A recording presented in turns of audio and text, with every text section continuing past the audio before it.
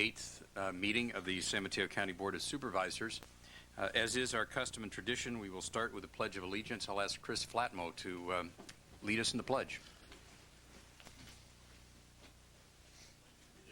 To the flag of the United States of America, and to the republic for which it stands, one nation, under God, indivisible, with liberty and justice for all.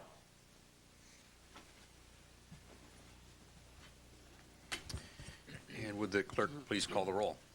Supervisor Tissier? Here. Supervisor Hill? Here. Supervisor Church? Here. Supervisor Jacobs-Gibson? President Gordon? Here. Let the record show that Supervisor Jacobs-Gibson is in Washington, D.C. today representing the county at the National Association of Counties legislative meeting. She is there with an agenda on our behalf, working with our congressional delegation. The item number 1 is closed session.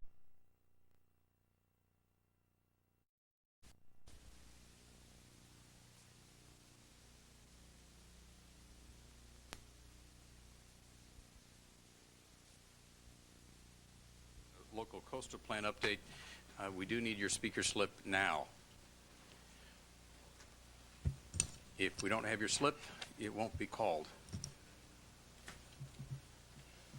You want one? You got one, Joe? Peace.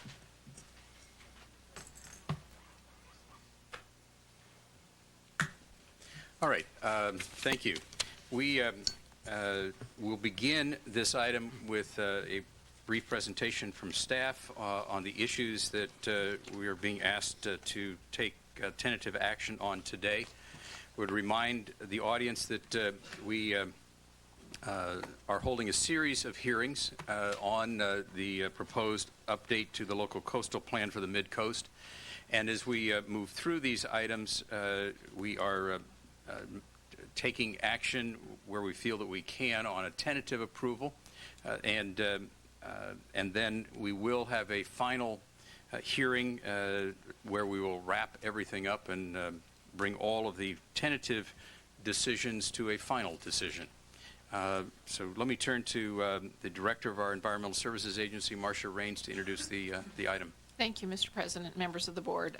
In January, the board began its consideration of the LCP update for the Mid-Coast with a staff-led study session, and at that time, the board agreed to conduct 4 public hearings where the emphasis is going to be on public testimony on specific topics that we've outlined and advertised. In February, you took tentative action on several topics and continued others. Staff is doing additional research as you requested, and we'll bring that back to you at a future date. Today is the second public hearing that you've noticed, and specific topics include residential uses in non-residential districts, Mid-Coast commercial and employment opportunities, the airport overlay zoning district, non-conforming parcel development controls in the Mid-Coast rural zoning districts, rural residential area boundaries and lot merger in Mid-Coast rural areas. We're going to ask George Bergman to briefly outline the key issues of each of these subjects, and I would call to your attention that you also have a letter from the Mid-Coast Community Council suggesting that certain of these topics be continued until you have the information that you requested at your last hearing. George? Thank you, Marcia. Mr. President, members of the board, good morning. Apologize for I'm losing my voice, but bear with me, please. I know. We're trying. The topics for today's meeting are shown on the screen as Marcia has briefly overviewed those. I am going to briefly go over them and provide an overview and a means of introduction for the public hearing that will follow. First off, we're going to be looking at residential uses in non-residential zoning districts. And the map on the screen highlights those areas in the project area where we allow residential uses, though the primary permitted use is not residential. And the first of such district is the C1 or neighborhood commercial district. The C1 district is a district intended for local retail business, and these are and there are about 5 areas that are zoned C1 in the mid-coast. So these are the ones that are shown in red, kind of a burgundy red color. They're clustered near Highway 1, and these are for local goods and services. Currently, the C1 district allows residential uses with no requirement that there be a commercial use on the property, even though this is a commercial district. In order to protect the limited supply of commercial land for commercial uses, the Planning Commission recommends that your board amend the LCP to limit residential uses to above the first floor, and that the residential floor area should not exceed that of the commercial floor area on the site. In other words, residential could only occur as a mixed-use development, and the ground floor has to be reserved for commercial uses. In addition, the Commission is recommending that the building height limit be reduced from 36 feet to 28 feet in the C1 district, and this would be consistent with the residential development that surrounds these C1 zones. Next, we will look at the waterfront district. The waterfront district is located at Princeton. It's shown on your map as the blue area.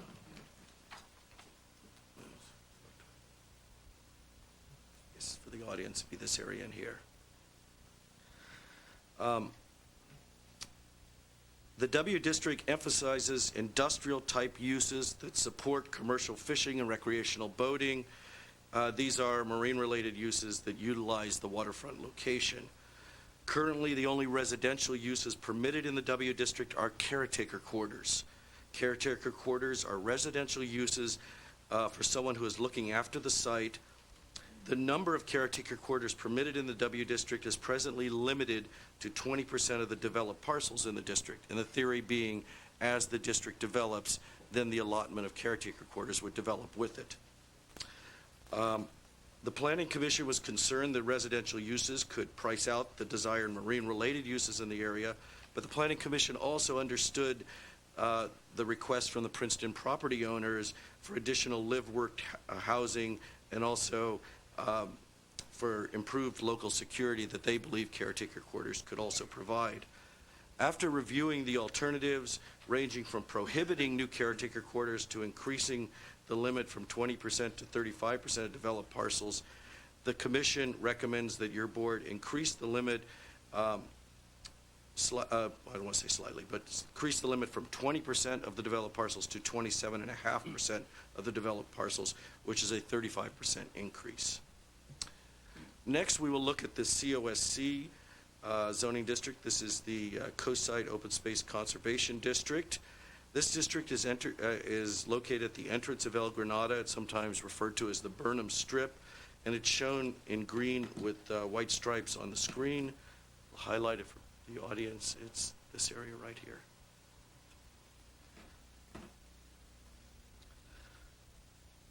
The COSC district emphasizes low-intensity development to preserve the area's visual openness, and currently permits farming, community gardens, nurseries, facilities, public recreational facilities, including parks and playfields, commercial recreation facilities, including stables and golf courses, campgrounds, sports clubs, and swimming pools, as well as institutional facilities, including community centers and interpretive centers. In addition, and what is critical to today's item, is that the COSC district also permits single-family residences. The main issues discussed before the Planning Commission hearings were how to balance the open space objectives of this area with the ability of the landowner to obtain a reasonable economic use of his or her property. Many community participants have expressed their preference that houses not be permitted in the COSC district, while County Council has advised that there could be some legal implications for the county to exclude residential as a permitted use, since the remaining uses in the district might be determined not to offer a reasonable economic return. In the final analysis, the Commission recommends that your board amend the LCP to prohibit single-family residences in the COSC district. The next topic relates to increasing commercial and employment opportunities in the Mid-Coast. Since this area is primarily a residential community, increased local commerce and job creation could reduce traffic congestion, keeping the jobs at home near homes, and also provide tax revenue or an economic base for this area. Through the course of this project, we have identified the waterfront district in Princeton, which is the lower area, the area I've just been talking about, as well as 2 sites at Half Moon Bay Airport, the 2 sites that are above that area, as potential areas for local job growth. And we proposed adding office and retail businesses as permitted uses in these areas. I have, if your board requests it later on, a more detailed description of the types of uses that were before the Planning Commission. However, the Planning Commission recommended a different approach and not to pursue those additional uses at this time. The Commission recommends that your board postpone considering the land use changes at Princeton and at the Half Moon Bay Airport until the Airport Master Plan is complete and the Airport Land Use Commission, or ALUC, which is advisory to CCAG, has determined whether any aircraft safety protection zones need to be revised. Basically, what I'm saying here is that the Planning Commission chose not to consider adding additional uses in the area, these areas that are in proximity to the airport, until Half Moon Bay Airport master planning process is complete, or until a design plan is complete or a layout plan is complete, and the ALUC has determined whether the protection zones, because of that plan, need to be revised. And the implication, the Commission was concerned that if the protection zones, which would be updated according to current criteria, were to be enlarged, it may not be advisable to approve adding new uses now and then finding out a year and a half from now that it's ill-advised to have those new uses in an aircraft safety zone. So they said wait for the aircraft safety process to be done before you look at new uses.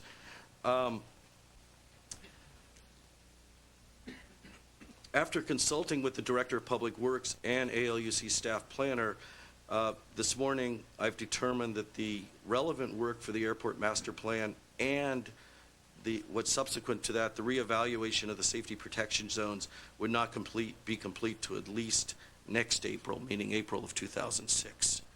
So in a best case situation, it would be April 2006. And I derived to that date, your board has received a letter from Neil Cullen, Director of Public Works. He indicates that the relevant work of the master plan that would allow one to evaluate the protection zones, it's the layout plan, that would be scheduled for completion at the end of the year. Then I spoke with the airport planner for the staff planner for ALUC, and he said he needs about 4 months to reconfigure or evaluate and determine if the safety zones need to be reconfigured and go through the ALUC and CCAG process. So that brings us up to next April. And so the Planning Commission is recommending that you postpone considering these additional uses until those steps are done. Actually, George, I think the Planning Commission recommendation is broader than what you've just suggested. The letter or memo that we got from the Public Works Department suggests that when the first phase of the master plan process, which is the land use designations, is completed, that it would be possible to make some consideration then. That's different, I think, than what the Planning Commission said, which is wait until you have an adopted, approved master plan, which... Correct. Well, it is correct that the Planning Commission was using the term master plan generically and didn't realize the elements that are in it. I think if we were to look at the Planning Commission's intent, I think they were concerned that all the operational elements of the airport have been considered and finalized, and then you develop zones after that, and the only thing they had to work with was just the term when the master plan is complete. I'm leaping to think that they would probably be satisfied with that outcome as well.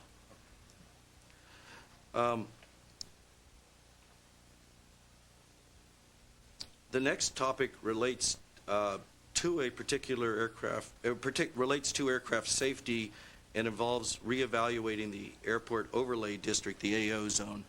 The AO district is a county zoning overlay district. This is an overlay of the W district. Everything in this, on this map, pretty much everything is Zone W, and then the colored area that's shown on the screen, in addition to what's allowed in the waterfront district, is further restricted by the AO zone, which is a overlay district to provide an extra margin of safety adjacent to the airport. The key elements of the AO zone are to prohibit residential uses. Caretaker quarters would not be permitted in the AO zone, and to limit intensity or the number of people on any of the sites to 3 people per site. So if there happened to be the unfortunate incident, an unfortunate aircraft accident, there would be less people in the area. So that's the intent of the AO zone. The task here was, and it was promoted mainly by property owners in the Princeton area, was to reevaluate the AO zone, determine if if there is actually still a need for it, if it should be reconfigured, if any of the restrictions should be changed. When we evaluated this task, we determined that approximately 3/4 of the AO district is also subject to safety protection zones administered by the FAA and the ALUC, and that would be the area that's solid blue. So if you look at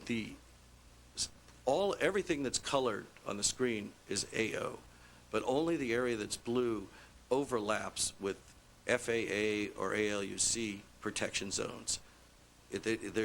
Other agencies share a concern for the blue area, and in contrast, no other agencies have a concern for the striped area. So basically, because of this, the Planning Commission considered reducing the size of the AO zone and enacting more flexible site intensity limits. However, in the end, the Commission just has a limited recommendation. It basically is recommending that your board enact more flexible site intensity limits just for the area with the stripes, and not make any further changes to the AO district until the same issues, the Commission said, until the master plan is complete and the safety protection zones have been reconfigured. And as I said, I'm taking a liberty here. I think that that test would have been met by Public Works' stage in the process where they have defined the layout. So with the change, the only thing that changed here that the Planning Commission is recommending at this point in time is that there be a more flexible site intensity limit. It's not rigidly 3 persons per site. It's 1 person per every 1,667 square feet, and this accounts for larger parcels and smaller parcels, so it's not as rigid. And they're only willing to propose that just for the striped area, and would wait for the comprehensive update for everything else. Next, I'm going to move into substandard lots. We talked last week at the last meeting about merging substandard lots in the urban area. Today, we're going to talk about the extent of allowed development on a single substandard lot that could not be merged. And as I explained last time, this area was originally subdivided after the 1906 earthquake, and the pattern was typically of 2,500 to 3,000 square foot lots that have been combined in various ways and sometimes have not been combined. What I thought I'd do is I've been talking somewhat academically about what's out there, and what I decided to do for this hearing is actually show a representative block. This is a block in El Granada. I'm looking at half a block. We're only looking at the colored side. And this block actually, the areas with the colors actually convey a lot of information that I've been explaining through the hearings. If we look at these 6 properties, each different color is a different landowner. So we have 6 property owners. Vis-a-vis, we have 6 parcels out there. 3 of the parcels are developed with houses, but each of the parcels, if we look at the top purple light blue and then darker blue, or maybe that's green or whatever, those are each two substandard lots, less than 2,500 square foot lots that the applicant, or not the applicant, that the owner has put together. They haven't been merged, but they've been functionally combined to build a house on it. The parcel is close to 5,000 square feet. So that's where people have, and this, by and large, this tends to be more what happens than doesn't happen. People will purchase two lots, consider it a parcel, and build a house. The three colored areas on the lower part of the screen, those are vacant properties. The brown and the purple, those are two substandard lots that are contiguous and common ownership, owned by one property owner. In the merger proposal that was before you at the last hearing, phase one would be to merge the brown and the purple, because those are vacant, they're mergeable, and you would end up with a parcel that meets the minimum parcel size. Less emphasis, or phase two, would be then afterwards to merge the developed parcels, because they are less vulnerable to being sold off because they've been functionally combined with a house. So you can see that if we were just looking at this half block, the area of concern with regard to vacant substandard lots would be the brown and the purple holdings. Now that leads us to the last very narrow, single-owned, number 19 or 17, the yellow-green parcel. And that's going to be that type of parcel will be the emphasis of what I'm going to be discussing next. This is a single lot that's in single ownership, isn't owned by anyone else. It's shared ownership with anyone around it. There's no potential for merging. It is a legal building site. It's less than the minimum parcel size. And then the question is, how large a house can you build on it? And that leads us into the next topic. On small single lots, the planning objective has always been to assure that house size is proportioned to the parcel size, and that is that a small house be built on a small parcel. In 2001, your board adopted the current floor area limit for non-conforming parcels, and it's a very straightforward one-step calculation. You multiply 0.48 times the parcel size, and that tells you how large your house can be, the maximum square footage. A number of Midcoast residents believe that this existing approach that resulted from the 2001 zoning amendment results in a house that's too large for a small parcel, and as an alternative, the Planning Commission looked at Half Moon Bay's house size control, which is known as the proportionality rule. And this is a more restrictive approach that further limits house size according to how non-conforming the parcel is. Specifically, the proportionality rule is a two-step process. First, you determine the house size by applying the usual floor area limit, but then you reduce the floor area again by the percentage equal to how non-conforming the parcel is. And in other words, the more non-conforming the parcel is, the more it is penalized in terms of allowable floor area. I realized actually this morning that I've been saying this over the weeks, and then when I hear it, I realize it's really hard to grasp it by hearing the words, what goes on. And so what I thought I'd do today, if we could shift to the overhead, is I think I could show it and demystify the proportionality rule by just showing you how it's calculated. If you look on the screen, I'm taking as an example a 3,000 square foot parcel where the minimum parcel size is 5,000 square feet. This is a common situation in the Mid-Coast.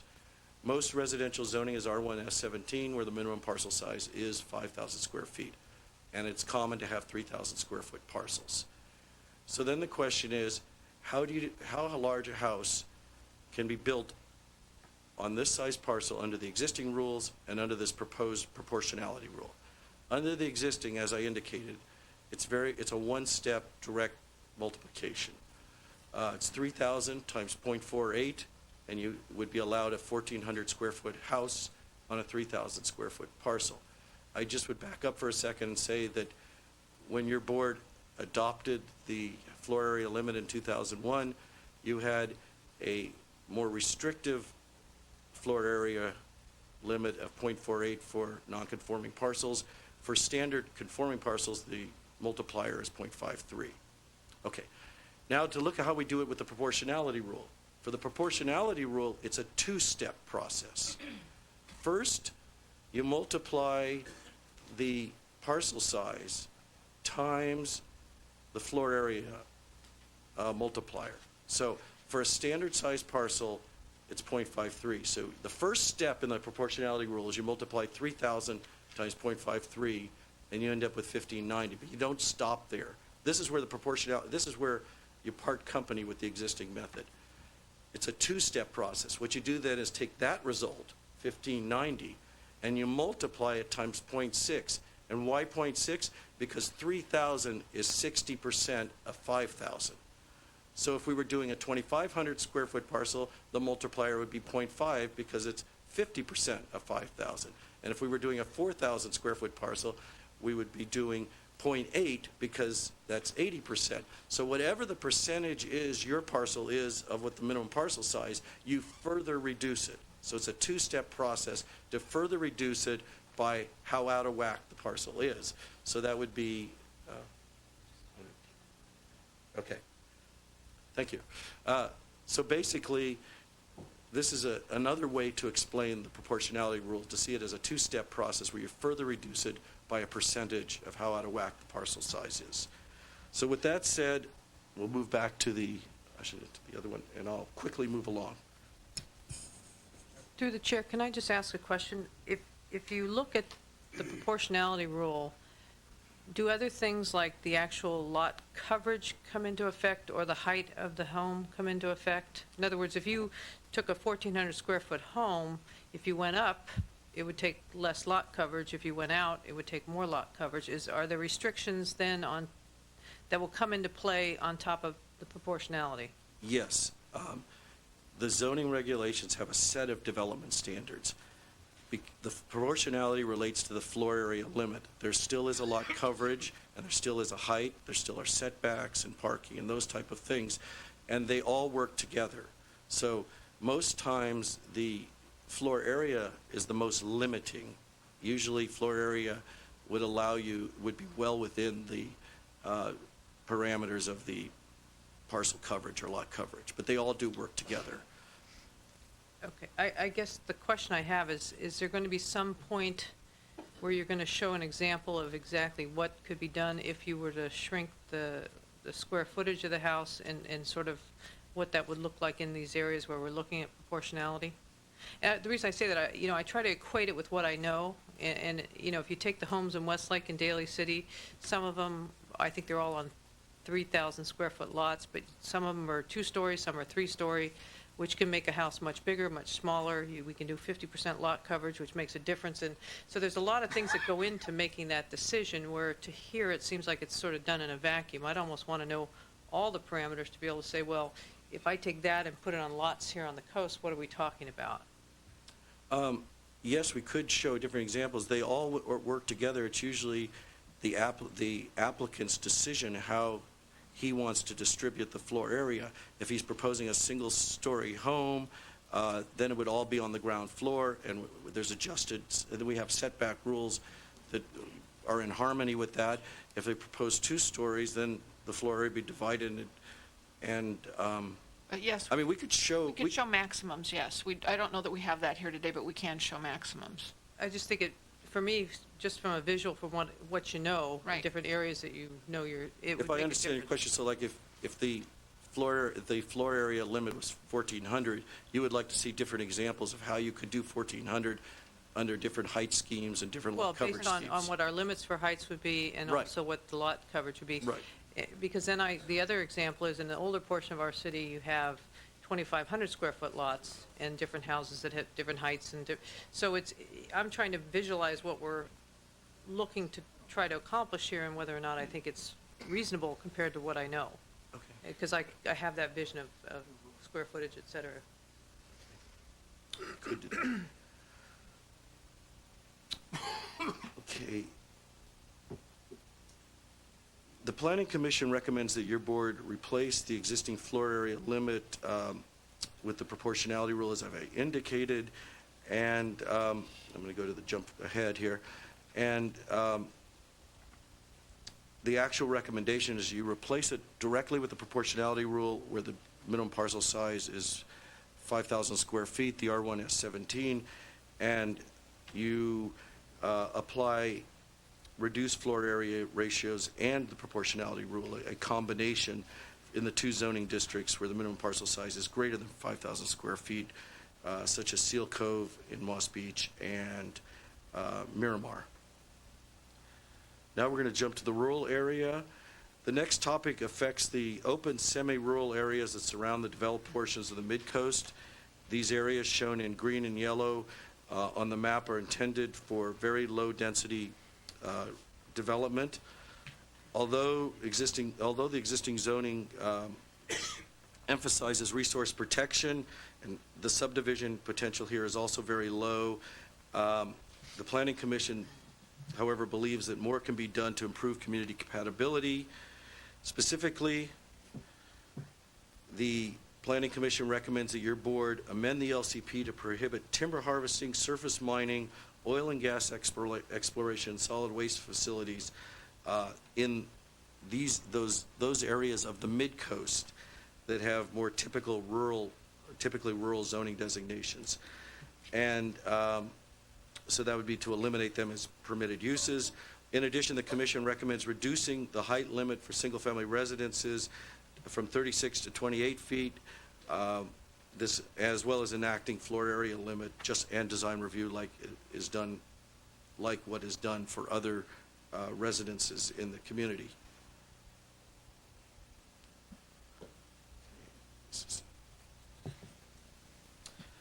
A key mid-coast rural area is what is known as the rural residential area. This is shown on the screen. The rural residential area is largely subdivided into small lots and designated very low-density residential. This area is unique in that it is the only rural area in the coastal zone where the LCP allows sewer and water service to cross over the urban-rural boundary, and water lines extend into about 80% of the area, and there's very, very limited sewer lines.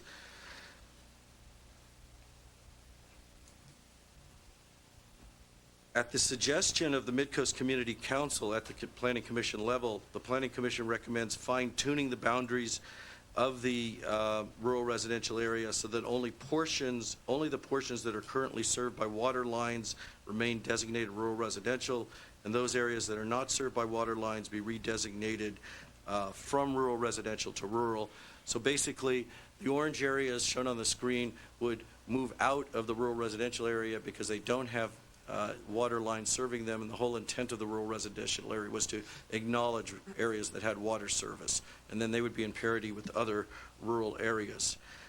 With this change, LCP policy would preclude future extension of water and sewer lines into these areas shown as orange. And the final topic, there it goes.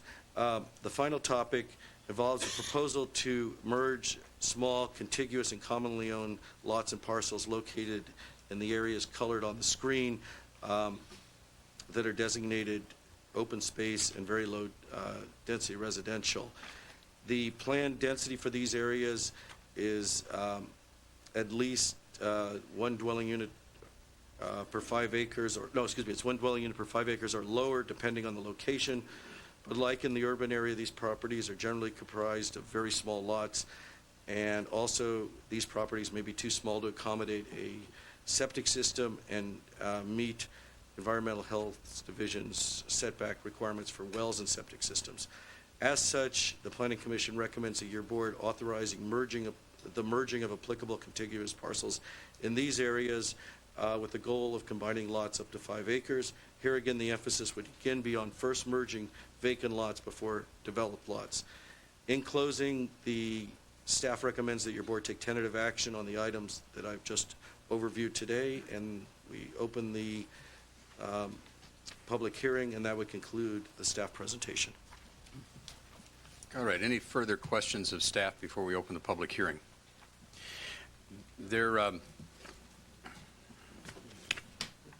There are 36 folks who want to speak during this public hearing. I would remind you that we will have a 2-minute limit, and I'm going to call names in order so that those who are following can be ready to step to the podium quickly. I'm going to start with Dennis O'Leary, who will be followed by Paul McGregor. Dennis O'Leary? Thank you.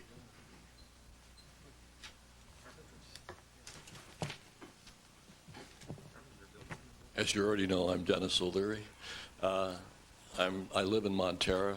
I have property in Princeton in the W zone, some of it on the shoreline, some of it on the designated inland, and they're contiguous. There has been a goal for years and years that there should be a working waterfront in Princeton. Now that's admirable, but it's not practical. The property I own is the former site of the boatyard, Anchor Marine in Princeton. The last owner went broke. The county harbor district took it over. They operated at a loss for 8 years and finally got tired of it. There is no working waterfront business on the shoreline section, and there is no potential for one. Unfortunately, there is the Half Moon Bay Yacht Club, but that's the closest thing to a use of the water in the shoreline area in the W district. I would like you to broaden the uses in all of the W district so that they could have commercial viability, provide jobs, provide visitor serving facilities, and increase the county's economic base in that area. There's tremendous potential. I can see, and there have been tentative plans for a trail going between the property and the beach, which would be a huge benefit to visitors and the county and the locals who could use it the way the Half Moon Bay, the coastal trail is used, be an extension of the coastal trail, which opens it up to viable commercial opportunities. Potentially, Princeton's a jewel. It could be a jewel. But so far, I think that the restrictive zoning has made it almost a slum in a lot of areas, and that's too bad. But you can't fix it. Okay, thank you. Thank you. Paul McGregor, to be followed by Karen Wilson.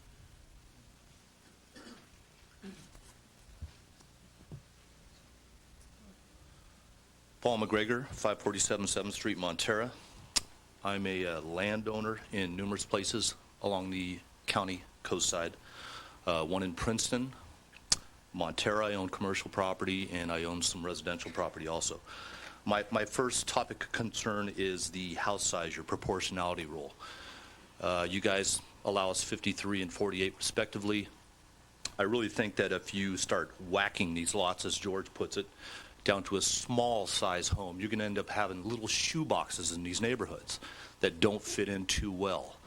There's a lot of nice houses down there on 25-foot wide lots, and they look good. It's a charming community. Don't change the look of it. As far as the C1 goes, if you're going to impose a 28-foot height limit, which also restricts the commercial downstairs on the first floor, which is fine, which is a good thing, I would suggest that the residential portion above it have the same setbacks as the commercial. So you're not limiting the width of the building on your residential. If you're going to take 8 feet in height away, you need to give us something in return. That's what I'm looking for. Princeton, I really believe you need more eyes on the street. With your limited resources for the sheriff's department and fire and everything else, it's good to have people looking at the properties down there. It's good to see people checking out and cleaning up the neighborhood. I've got property down there, and I really think it would be an excellent thing for you guys to look at. Thank you. Thank you. Karen Wilson, to be followed by John Locke. Thank you. My name is Karen Wilson. I'm a resident of Montara. Today I am only going to address one topic due to limited time, and that would be the COSC zoning. my specific concerns are that this area originally did not include residential as an option. That was brought in during the last LCP update. The requirement there was also that residential was developed on a 2-acre minimum. I currently don't believe any parcels left are 2 acres or larger to require a residential development there.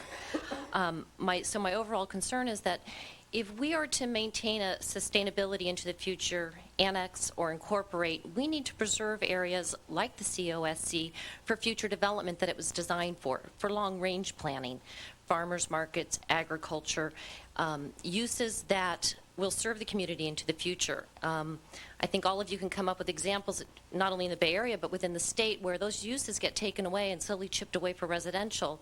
We inevitably have imbalances in the future, and we need to plan for that. And I think this is a good opportunity to also preserve open space, scenic corridors, and appropriate uses into the future. We may not need them immediately, but we will need them. We're only at 50% development, and I think planning for that component is important at this point. Thank you very much. Thank you. John Locke, to be followed by Russell Bissonnette. Hi, I'm John Locke, and I've lived on Harvard Avenue in Princeton for 25 years. 25 years ago, Princeton was a thriving fishing, boat building, boat repair, auto wrecking, scrapping community. Unfortunately, that is no longer the case, but Princeton is trying to change and adapt to its current needs, because without change, you have stagnation and blight. And that's why I support every recommendation by the Princeton Advisory Committee. Thank you. Okay, thank you. Russell Bissonnette, followed by Julian McCurra. I apologize if I get these names wrong. My name is Russell Bissonnette, and I'm with the American Legion. And we're here to support the PCAC today to show our presence in our community. We also own property there at the end of the airport, plus our post is right there. So I'm just here for support today. Thank you. Thank you. Julian McCurra, followed by Michael Martin.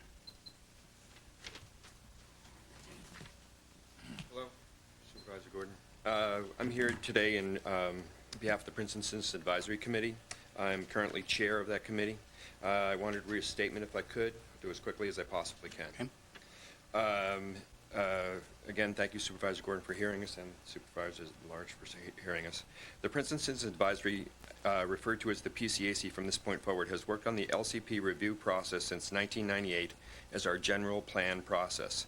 It started with our concerns during that period of time with the increasing hardships that were involved in trying to start and maintain business in Princeton by the Sea.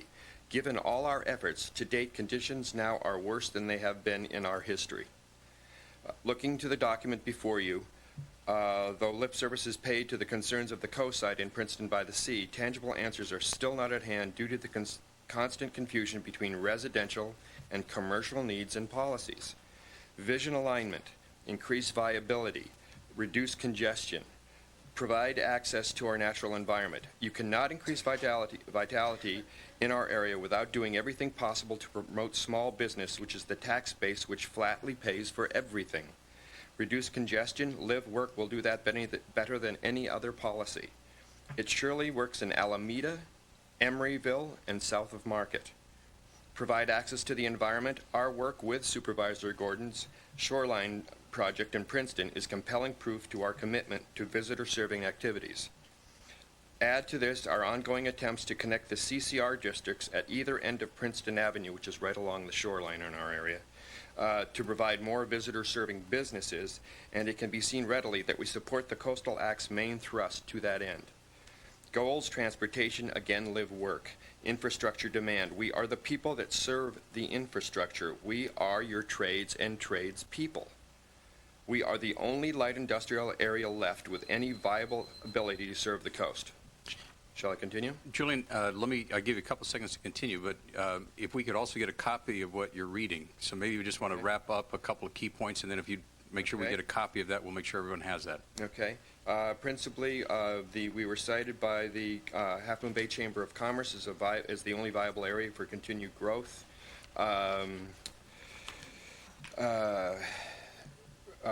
We've gone I guess the most important thing is the airport overlay, the fact that we have that the San Carlos Airport study, we were told in '98 that it would be another 3 years for that study to be finished. It's now been 10 for the whole study, and the whole study is not even completed yet, and we're being asked to wait again. Okay, thank you. We'll get Okay. a statement from you. Michael Martin will be followed by Jan Gray.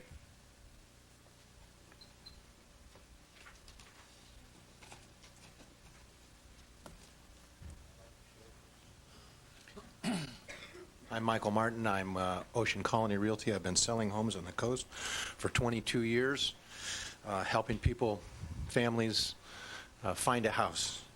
I don't want the proportionality rule. I don't think you should adopt it at all.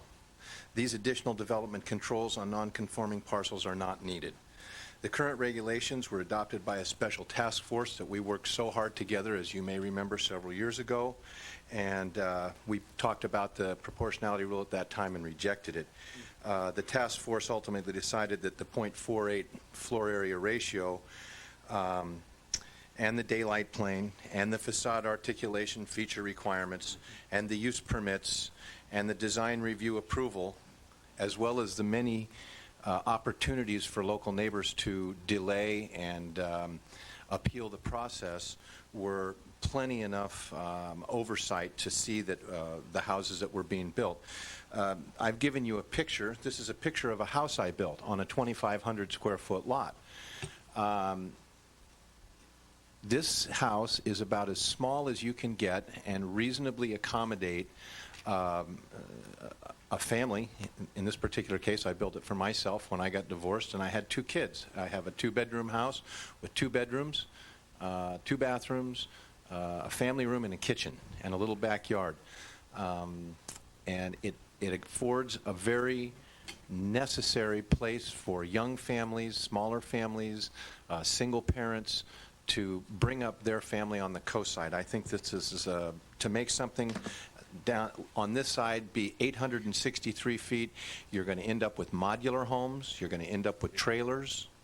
You're going to blight the neighborhood. So I really, really encourage you not to adopt this extraordinarily punitive floor area ratio thing. Thank you. Mr. Martin, one quick question. What's the square footage of this home? About 1,250 square feet on a 2,500 square foot lot. Thank you. All right, thank you. Jan Gray will be followed by Eric Trojak, I believe.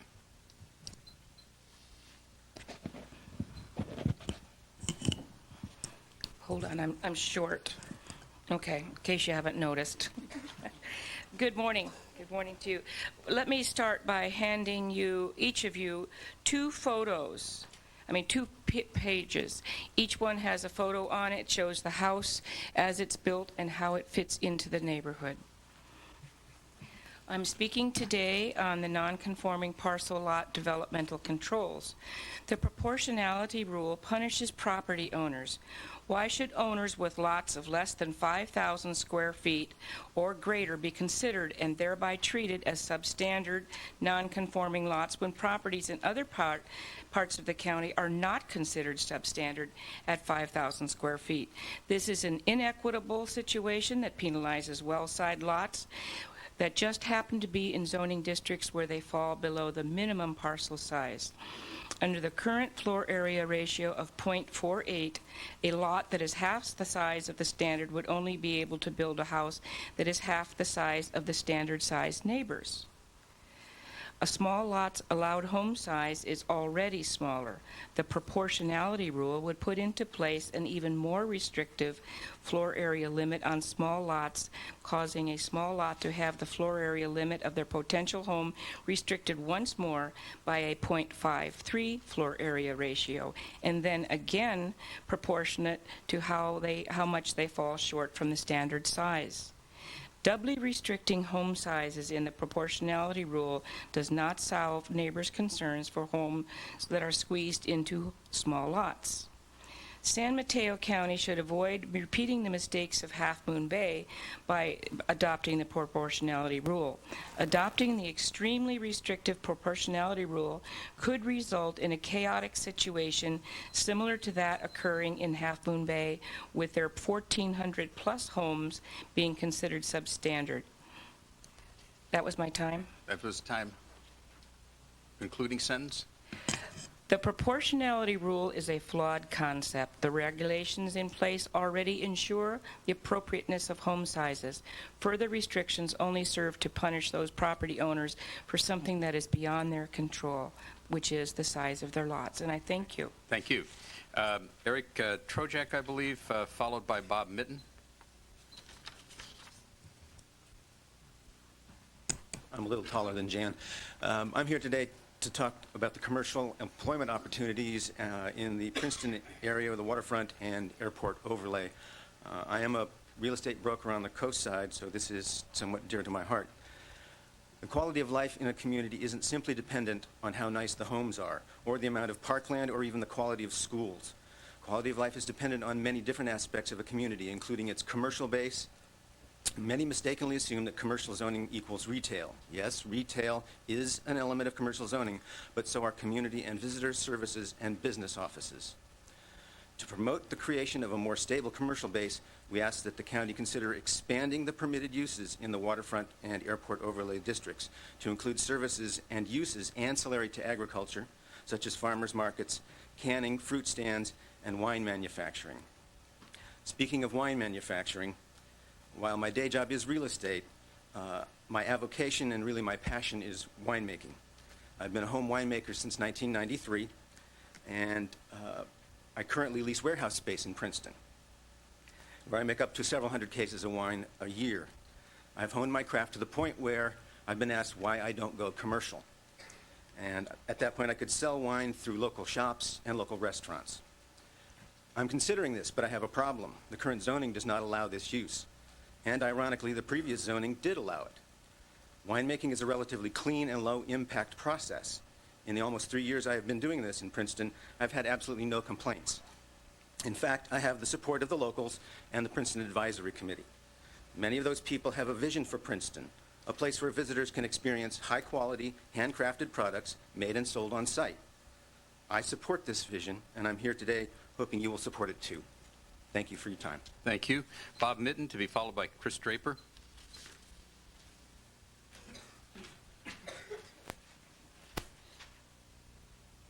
Good morning, Board. Thank you for your time. Bob Mitten. I'm a resident of the South Coast, and I stand to talk to you about the developmental controls in the rural districts. I'm very concerned about this as a resident of the South Coast, that setting developmental controls in the rural districts, since the vast majority of the rural districts is actually in the South Coast. And these controls, I believe, set a dangerous precedent. There are no findings currently that I know of that show that house sizes under the current very restrictive regulations would negatively affect the environment with respect to agriculture or open space. The only result of adding more limitations would be to restrict the homeowner's rights. In actuality, these proposals are solutions looking for a problem. Single-family residences in RMCZ and PAD districts should not have their maximum heights restricted. The newly adopted design review guidelines that we just got through already provide standards for protecting views. So if the intent is to protect views, that's already done. If the intent is to preserve open space, a taller home would leave more open space than a shorter home. So it really doesn't make sense. Zoning regulations should not be changed in R1S17 zoning district. Maximum building size of 6,200 square feet should not be adopted. Suggested intention of improving neighborhood compatibility is really unfounded given the existing control currently of 1 unit per parcel. So with parcel sizes of multiple acres, it is unlikely that a neighbor is going to complain about the size of a neighbor's home. In fact, if they can't even be seen, what difference does it make? The Board of Supervisors historically has been wary of house size restrictions, as evidenced by your unanimous rejection of that when these restrictions were proposed on the South Coast. And we ask that the Board reaffirm their stance with support of property rights in refusing to adopt these proposed house size restrictions in the rural zones. Thank you very much. Thank you. Chris Draper, to be followed by Gloria Clark.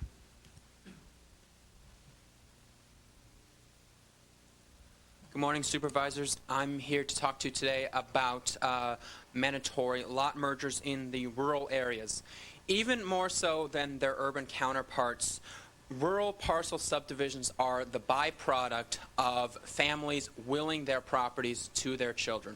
It's a common tradition that families have engaged in upon the patriarch or matriarch's death. They will their land in subdivisions to their children.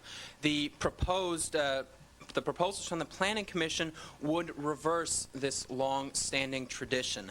The mandatory 5-acre size we feel is arbitrary and capricious. Why 5 acres? Why not 3? In fact, according to your Director of Environmental Health Services, 1 acre is all that is necessary and sufficient to support the infrastructure. Rural non-conforming parcels should not be forced to merge. Rather, we would suggest that you put in more carrots than sticks. Provide more information on voluntary mergers. If residents and property owners have the information on the mergers and they already own the properties and they're willing to do so, give them the information to make it possible. Secondly, we would suggest that you incorporate a transferable development program. What a program like this does is it gives the homeowners the opportunity to preserve open space by establishing a conservation easement and still preserves housing opportunities by making these development rights transferable. So you can move it from one less dense area to a more dense area and still preserve the rights of the property owners. Again, as with urban non-conforming parcels, we do encourage the board to take a more positive approach through providing incentives, so more carrots and less sticks. Thank you. Thank you. Gloria Clark, to be followed by Nathan Surdy.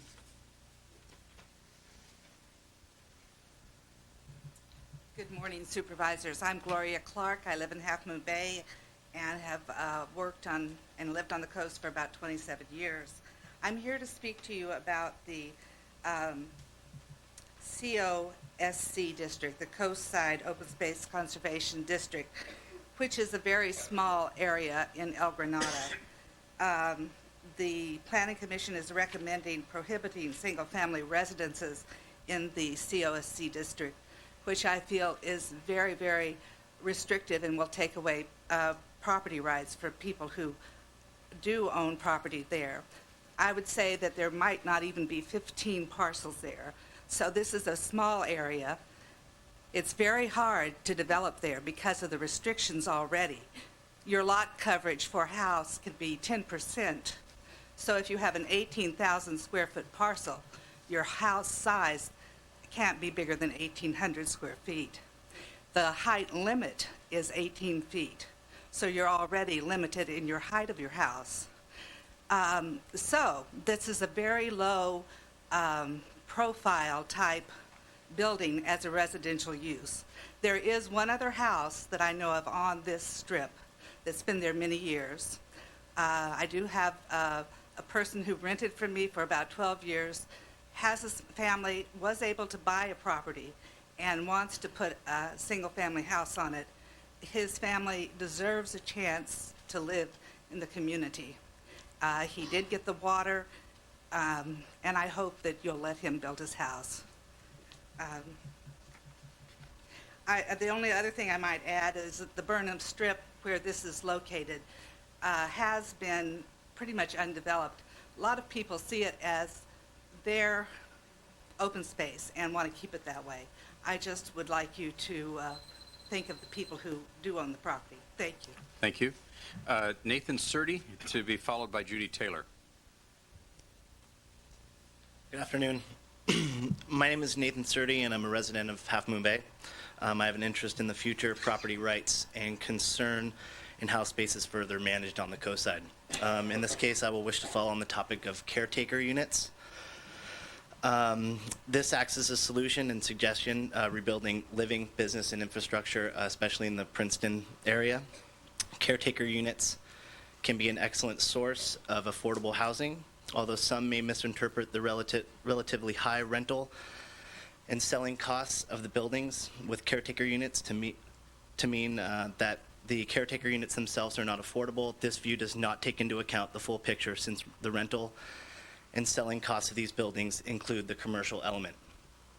Because of the basic laws of supply and demand, commercial spaces on the coast side are expensive, thereby giving the illusion that the caretaker units on their own are expensive. So, in essence, the caretaker units can still function as affordable units because the store or commercial space owners can provide the unit to their employees at a reduced cost or as a part of the employee's payment and benefit plan.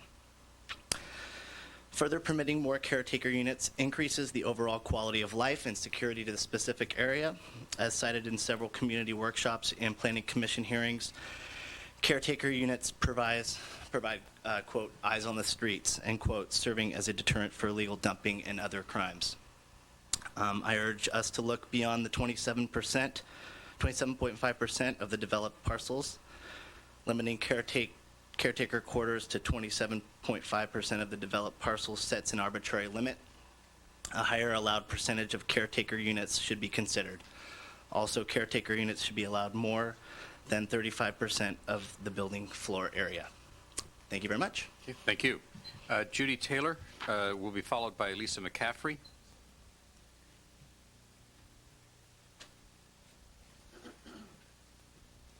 Good morning. Just before the meeting, I found that I had to change hats, so I'm pinch hitting here. The Chamber of Commerce will be providing written comments because I've got 2 minutes. The main thing is that the Chamber wants to see that a very strong message is incorporated into this document that the County of San Mateo, through its coastal interpretation of the Coastal Act, supports the creation of jobs locally. That is the only way that we are going to get cars off of the road. Several years ago, the Midcoast Community Council worked with LAFCO to have a forms of government study. There were properties that were identified at that time as being possible for developing the kinds of jobs, the sites for jobs that we need. The Chamber would like to see those properties revisited and, if necessary, zoning changes looked at to encourage the kind of development there that we need. Also, things like we've got R1 zoning on properties in Moss Beach that front on Highway 1. It doesn't make sense to have houses, putting their driveway out onto Highway 1. The Chamber did a survey a few years ago on trying to see what kind of needs we had on the coast side. 30% of those responding to the survey own their own business and would move it to the coast side if they could. 30% of the others would be interested in starting a business on the coast side. Of those, almost 75% need space between 250 and 1,500 square feet. So we're not looking at Oracle campus kinds of development. We're looking at small places for people to employ. Most of the respondents had fewer than 20 people working in their business. So again, we're not looking for large kinds of development, just places that small businesses can get started. The Chamber supports housing for all economic groups, and to that end, we'd like to look at the substandard lots and what those mean for the development. C1 zoning should also allow for office and light industrial as well as neighborhood commercial. And just 2 other points. 28 feet would be fine where there's no existing development, but where there is already 36-foot height, we'd like to see the 36-foot height. And also the residential use not limited to upper floors. Thank you. Thank you. Lisa McCaffrey to be followed by Brian Overfelt. Good morning. My name is Lisa McCaffrey, and I'm an 11-year resident of El Granada. My husband Tom and I own a construction company, so we've built all over the Bay Area and also on the coast. I support the idea of a vibrant commercial area in El Granada and the rest of the areas on the coast side. However, I'm concerned about 2 proposals in the LCP update. Residential use in the C1 neighborhood commercial district should not be limited to the first floor. This would lead to housing discrimination to people unable to use the stairs. Also, the need to provide an elevator adds a minimum, and I know this for a fact, $50,000 to any project, thereby driving the cost up. Ground floor residents should be allowed. Also, I'm concerned about the 50-50 commercial residential ratio. Please consider being a little more flexible in this ratio to reflect the commercial vacancy at the time the project is proposed. Decreasing percentage of commercial space, some kind of correlation depending on what the vacancy rate is. I believe it would be detrimental for El Granada, which already has a large building that has vacancy rates in it to have a large amount of commercial space added at this time. In conclusion, by being more flexible in these two issues, it would be beneficial to the community. Thank you. Thank you.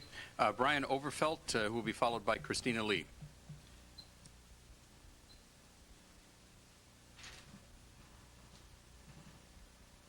Good morning.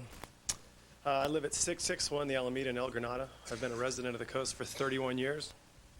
I have recently begun a process of developing a parcel of land within the rural residential designation. My family is trying to build a simple single-family residence home in this area. It has taken me over a year of research just to understand the language and the process of what I'm trying to do. Coming to find proposals to change the LCP, which directly affects my project, is disheartening. It is already very difficult and very expensive to go through this process. It really doesn't need to be any harder.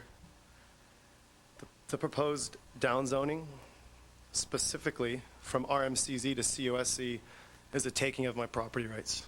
Thank you. Thank you. Christina Lee will be followed by Ann Carey. Good morning, President Gordon and members of the board.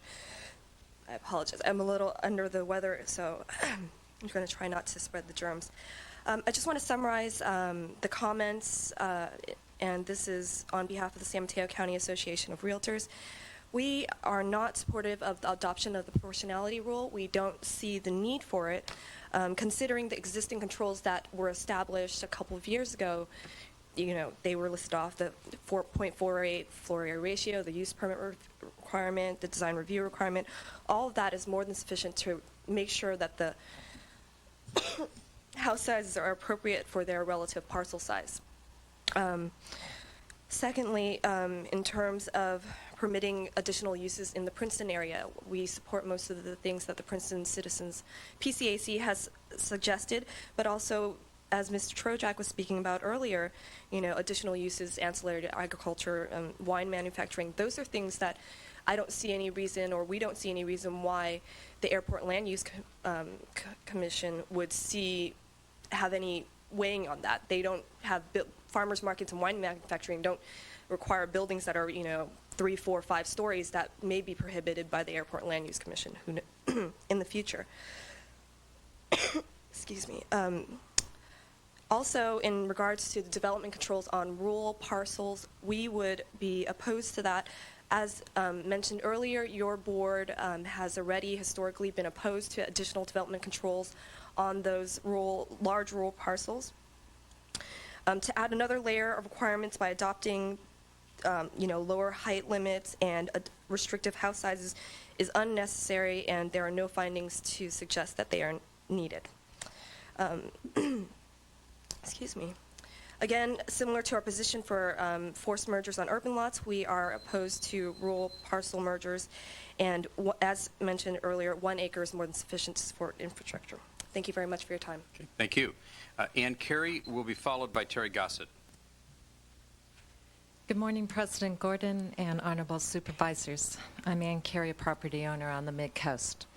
I'd like to comment on the Planning Commission's recommendation for the proportionality rule and variations of that rule. I recommend that the board maintain the existing limits for house size on nonconforming parcels for all zoning districts as was adopted by your board in 2001, which was the result of an inclusive and lengthy participatory process. The current county policy is proportional. It ensures that house sizes are proportional to the sizes of parcels. It's comprehensible and it's equitable to all parcel owners. The proposed proportionality rule before you today is not what is considered proportional by conventional thought. It's regressive theory. It's very tricky to explain and comprehend. The proportionality rule does not ensure that house size is proportional to the size of the parcel. Rather, it ensures that the percentage allowed to be built, the floor area ratio, is proportional to the size of the parcel. I'd like to strongly request that the board maintain the existing limits for house size on the Miramar area, which is the only area zoned 10,000 square feet. Historical precedent in East Miramar shows that county merger policy has been successful in preserving that area's density. and that the county's existing house size policy has ensured that the small number of homes that are on nonconforming lots are proportional and compatible with existing and anticipated development. Yet some of those homes would not be allowed under the proposed policy. It's important to remember that for parcel sizes equal to or greater than 3,500 square feet, the garage space is included in the house size. I believe the proposed proportionality rule will lead to unintended consequences, such as rendering existing homes as nonconforming, restricting residents' abilities to construct additions to homes, producing house sizes disproportionate to adjacent homes in the neighborhood, reducing the county's ability to provide housing for families at a lower price point, and the possibility of the county needing to perform an LCP amendment to this LCP amendment. And in regards to the issues pertaining to Princeton, I support the recommendations of the Princeton Citizens Advisory Committee. Thank you. Thank you. Terry Gossett, to be followed by Nina Pellegrini. Good morning to the supervisors, staff. Good to be here. I'm Terry Gossett, Moss Beach, representing the Californians for Property Rights. First, I want to thank all the supervisors and the staff for your increased public noticing. I think that's a great service to the community, so thank you. Second, I strongly agree with Ann Carey about proportionality rule. If you go to a book in the 6th grade, you can see what we have is proportional. What is being proposed is regressive and punitive. So I second that.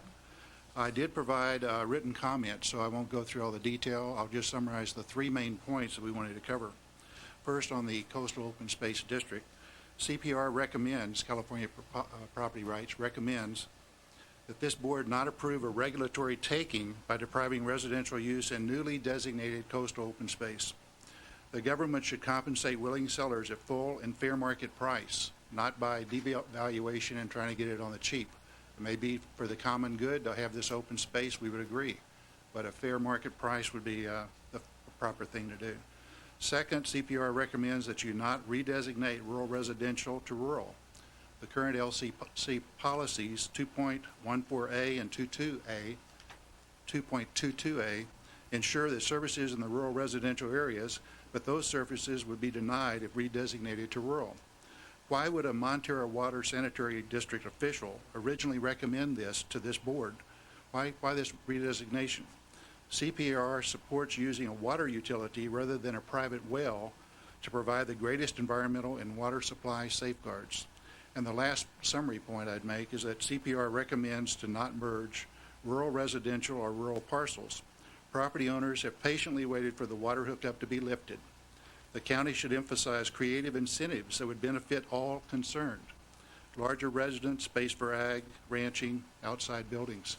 I guess I'd also like to call to your attention, public, I'll just pass on that. The summary comment was, if you go to the Coastal Act, you're trying to find a balance between social, economic, and environmental. When I look at the LCP, it's all environmental. It's like a one-legged stool. Thank you very much. Thank you. Nina Pellegrini, to be followed by Jack Olson.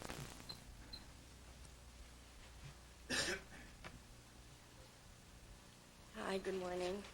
I'm Nina Pellegrini, and I'm here to speak for myself and for California for Property Rights, which I'm a member of. And the issue is on the non-conforming parcel development controls. I recommend we maintain the existing limits for house size on non-conforming parcels. The proposed proportionality rule is not fair to owners of non-conforming lots. What is the basis for this proposal?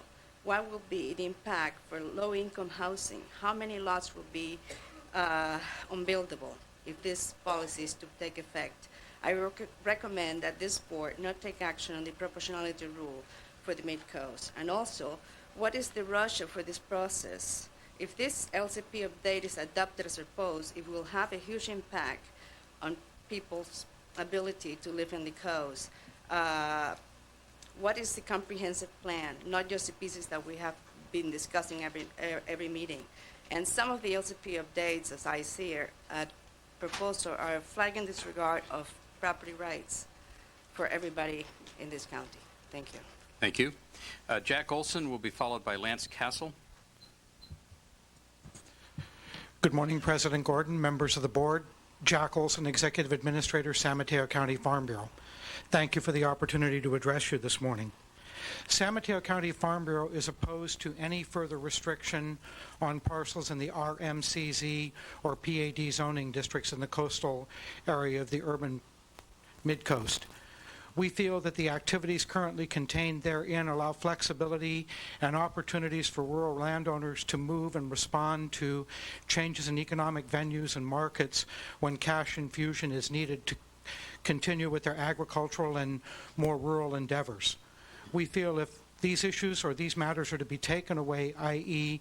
gas exploration, timber harvest, or surface mining, it should be paid for and just and equitably compensated for that action. Moving forward, we are also opposed at this point to any forced mergers of parcels. Currently at the U.S. Supreme Court, the whole issue of takings is under review and may be further modified and changed relative to what the definition of a taking is. Granted, you as government have the right to merge parcels, but in looking at case law here in California, we have conflicting cases, Morehart v. Santa Barbara and Gardner v. Sonoma, in which one case the Court of Appeals has forced a compensation for the taking of rights, and in the other case they have not asked for that compensation. With cases currently in front of the U.S. Supreme Court, we could be opening the door to significant economic burden and hardship to our county with a redefinition of takings if forced mergers occur. So we would urge fortuitous review on your part and no merger at this point until these murky waters are cleared up and we have a better understanding of what will require compensation for a taking. Thank you. Thank you. Lance Castle, to be followed by Crea Caron. Good morning, Honorable Board. My name's Lance Castle, once again, fourth generation builder on the coast. I'm here to address all the land restrictions in general. These restrictions on land use and urban environmental concerns I've heard, but I'm sort of falling on deaf ears on is there an investigation on all of the people in the trades, building trades on the coast, when we no longer have a job on their coast, when we're stressing the roads every further? What is the result of the coastside economy when an unknown number of builders or people in the trades are out of a job? Thank you. Thank you. Crea Caron, followed by Don Bacon.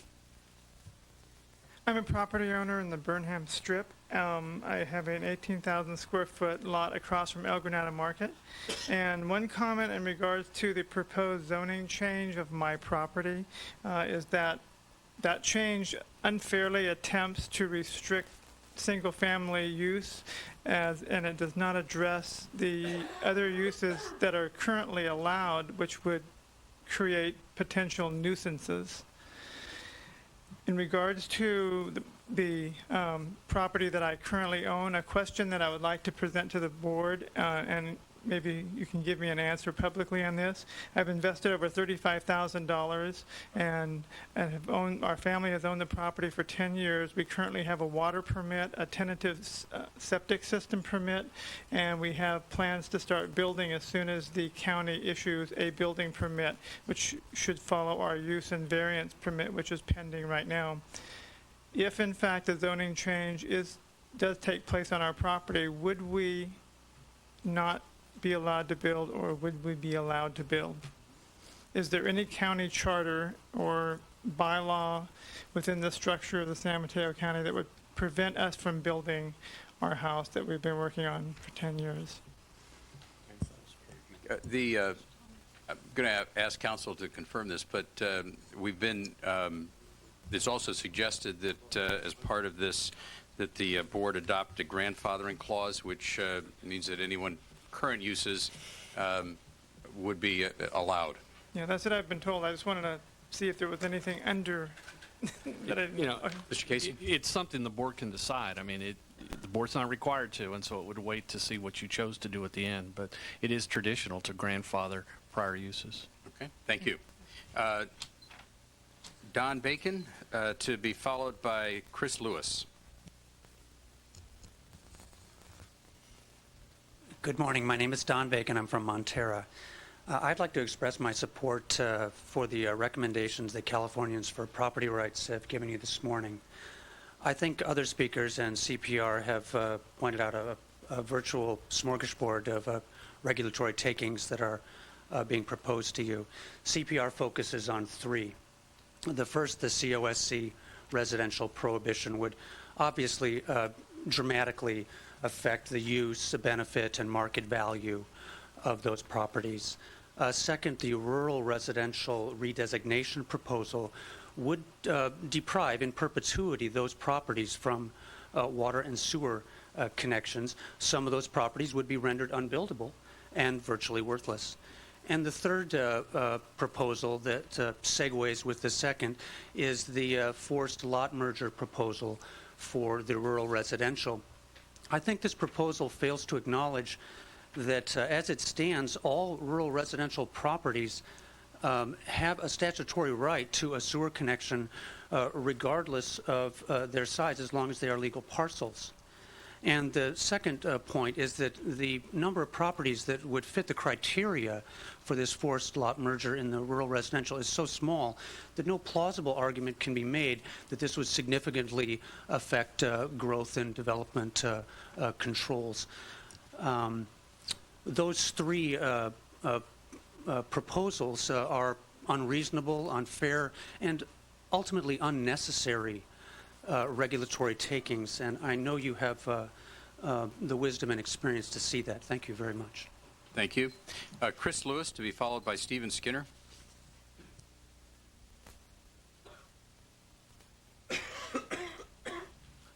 Hi, my name's Chris Lewis. I'm here representing Clean Water Action, and I have a letter here to read. I'm only going to read the bullet points. I know we don't have much time here. Start off, Clean Water Action recognizes that California's coastline belongs to all of our residents. As our state continues to grow, we need to be vigilant stewards of our coastline. Communities nearest to the coast have an obligation to be particularly sensitive to the impact their development has on water quality, our marine environment, and public health. Clean Water Action therefore supports the Planning Commission's recommendations in the following areas. To ensure that the region's water infrastructure system is not overburdened and the community character and density limits are maintained, we support the use of the proportionality rule for house sizes. It is our understanding that safety zones near Half Moon Bay Airport have not yet been established. For the safety of our community, air travelers, and purity of our water, we believe that there should be no new development around the airport. Also, in order to protect our source water and marine environment, we need to ensure that rural lot mergers and development are controlled in a sustainable manner. In conjunction with this, we believe there should be no new expansion of services into areas designated as very low-density residential. Clean Water Action generally does not support the expansion of water infrastructure projects that promote sprawl and development so near California's coastline. Also, Clean Water Action opposes the proposed increase of caretakers' quarters within the waterfront district from 20% to 27.5%. We believe this is a backdoor land grab that will put unsustainable pressure on our marine environment. Further, the increased demand for water and sewage services have not been sufficiently addressed. Thank you, and I do have copies of this letter for everybody. Okay. Thank you. If you'd leave it with the clerk. Stephen Skinner, to be followed by Chuck Kozak.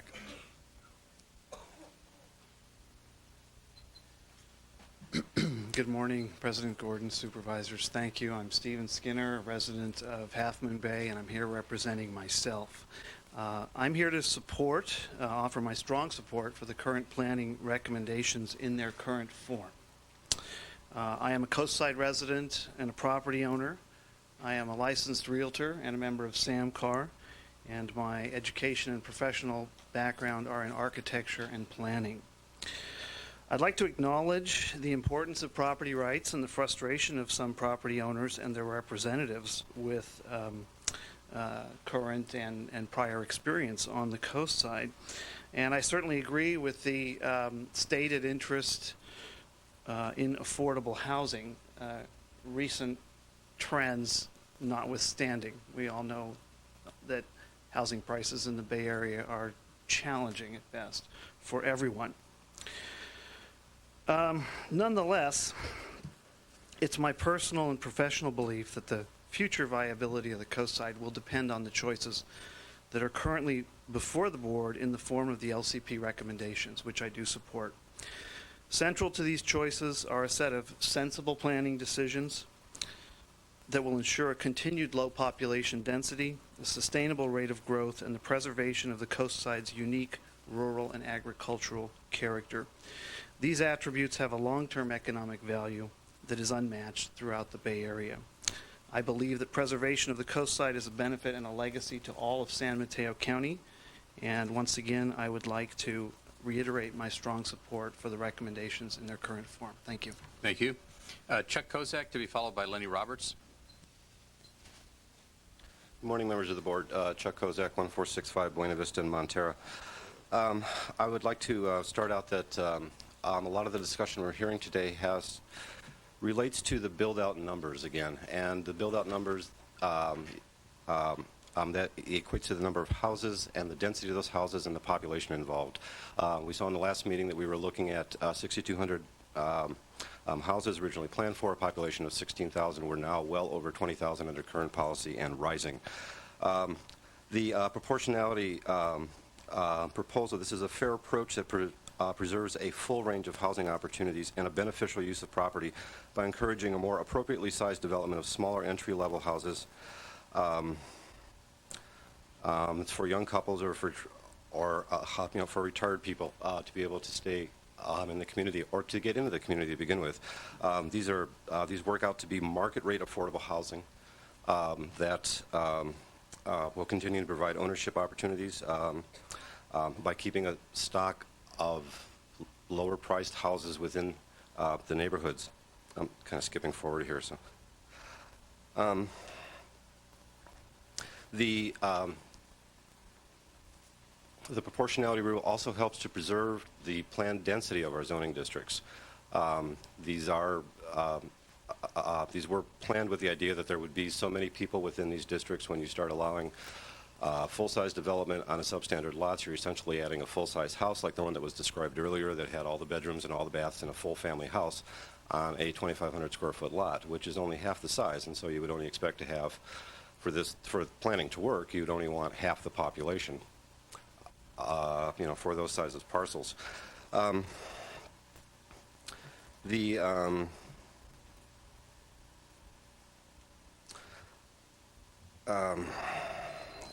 sorry. One point I would like to make just very quickly. It's as a member of the House Size Task Force from a couple years ago, that committee made a conscious decision not to address development controls on substandard lots because it was too complex of an issue for it to handle. So that has not been settled, despite the claims that people had made earlier. Thank you. Okay. Thank you, Chuck. Lenny Roberts, to be followed by Joe Chamberlain. Ashnita, could you get this on? I have 3 or 4 pictures I'd like to show.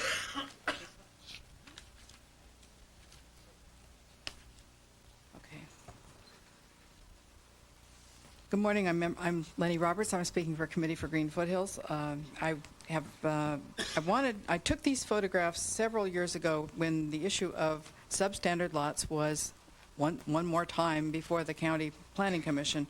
So the first one I want to show you is a typical older home that was built on a 2,500 square foot lot that would meet the proportionality rule today, I believe. And it fits well within the area. It's probably fairly well known to people who are in El Granada. Second one is another small one, and single story.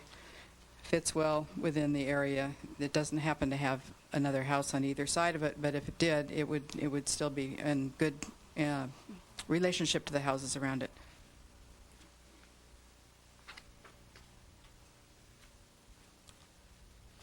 Here's one that's an example of what not to do. It is clearly did not receive any design review and is clearly built out to the edges. Doesn't have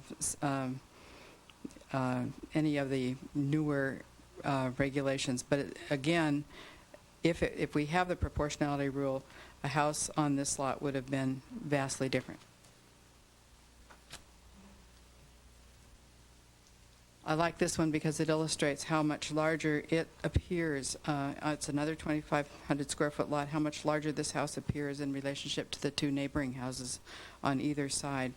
So it looms up over the two surrounding houses, and the proportionality rule, again, would tend to make it fit better with the houses in the neighborhood. And here are 4 in a row, 2,500 square foot lots. They, excuse me, pardon? Okay, thank you. In conclusion, I just wanted to mention that the design review agenda for the Coastside Design Review Committee has reviewed 114 new houses in the past 4 years. Only 9 were on lots under 5,000 square feet. Thank you. Thank you. Joe Chamberlain, to be followed by April Vargas.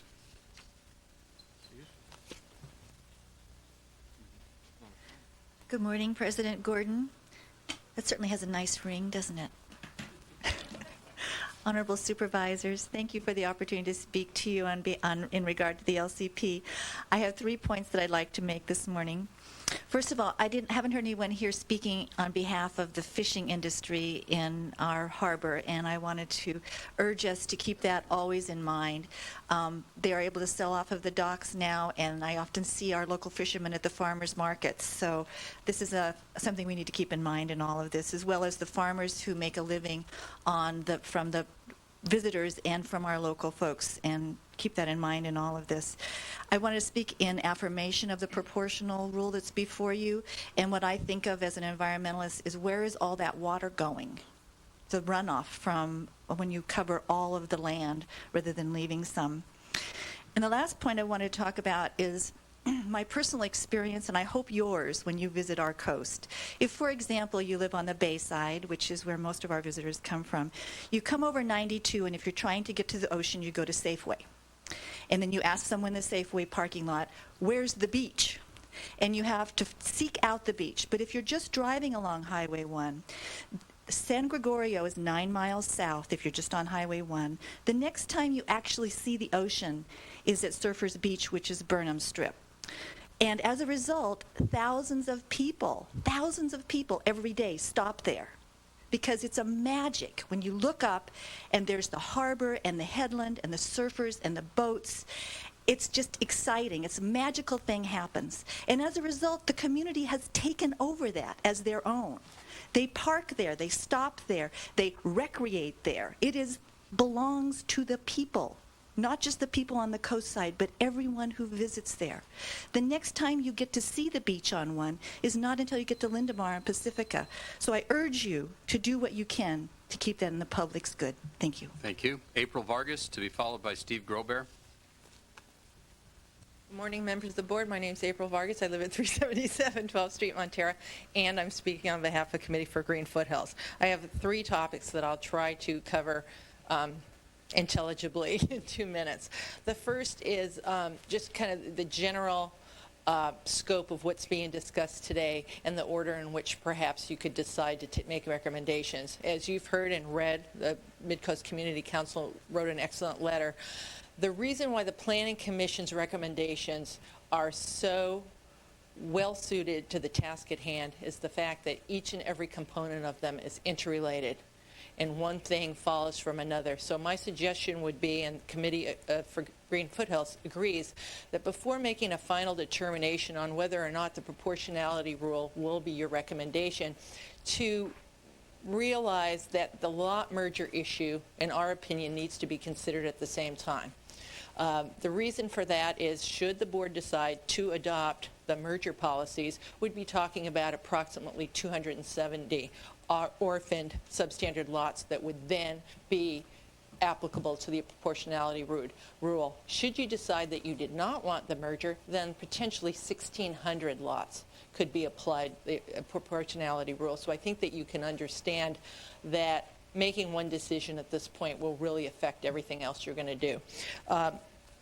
The second issue that I want to cover has to do with the caretaker units. In 1991, I have a memo here from then Planning Administrator Terry Burns to the sitting board at that time about a group of amendments that the board had sent to the Coastal Commission, specifically about the caretaker units. It says here that the Coastal Commission had decided that the caretaker units could be allowed if they were limited to 20% of the developed parcels in the W district, and that approach was similar to the approval for second dwelling units in the residential areas. So this has already come before the board, and there was a decision made to allow 20%. At this point, we support the status quo of the 20%, but believe that increasing that number for a variety of reasons, included in letters we've sent to the board, is not really necessary. Thank you. Okay, thank you. Steve Grobear, followed by Catherine Slater-Carter. Morning, President Gordon, members. I'm Steve Grobear. I live in Montero. I represent myself, although Catherine Slater-Carter gave me these to hand to you. This is about 120 letters that were collected by Clean Water Action, all in support of the local coastal plan, as I am, and except for the caretaker units being increased. And I'd like to give these to you. And basically, I just wanted to reiterate my position, which goes along with those, that I am in support of the plan, with the exception of the increases in the caretaker units. I'd like to commend the Planning Commission for doing an incredible job. Thank you. Thank you. Catherine Slater-Carter, to be followed by Paul Perkovic. Good morning, members of the board. I'm going to speak first on the proportionality. I live on the coast because of a 900 square foot house. It was the only house I could afford. That house is still there, nobody's added to it, and it will continue to afford housing that people, young families, which is the case when we bought it, and retirees can afford. I think it gives a level to the market. I did the analysis of the most recent, of all the houses that have come before the Design Review Committee. The average size is about 3,100 square feet. That's a very, very expensive house for a new house. Please make sure, as the Samcar said, that we have a source and supply of affordable housing in the future that's at market rate. I'm going to speak now on the rural residential area. I live there. I built a house there in 1985. I've raised my children there. I've actually studied the area quite a bit. When the LCP was first approved, this area was studied fairly extensively, and they looked at the development problems with it. There's steep slopes, there's wetlands, there's lack of water, there's lack of sewer. Frankly, the lack of water still exists in Montero as you know it today. The merger is very important because people are finding ways to squeeze houses in. The original study by the county determined one house per 5 acres. Really, there aren't very many 5-acre parcels left, and the object of this whole merger would be to merge the parcels and allow development on them as they sit. As I've said, I own a parcel that's 1 3/4 acres. I was able to build a house on it, but it has 30 lots underneath it. If you don't do this merger, if you don't look at the long-term consequences of allowing water and sewer out in that area, you need to be looking at what the overall effect is. I will close with a comment that in the LCP there's actually a conflict. There are policies in there that do not allow water and sewer to enter in across the urban-rural boundary. And so it's a conflict that needs to be resolved. One way to allow urban infrastructure out there and still maintain the habitability of the area is with the merger. Thank you. Okay. Paul Perkovic, to be followed by David Byers.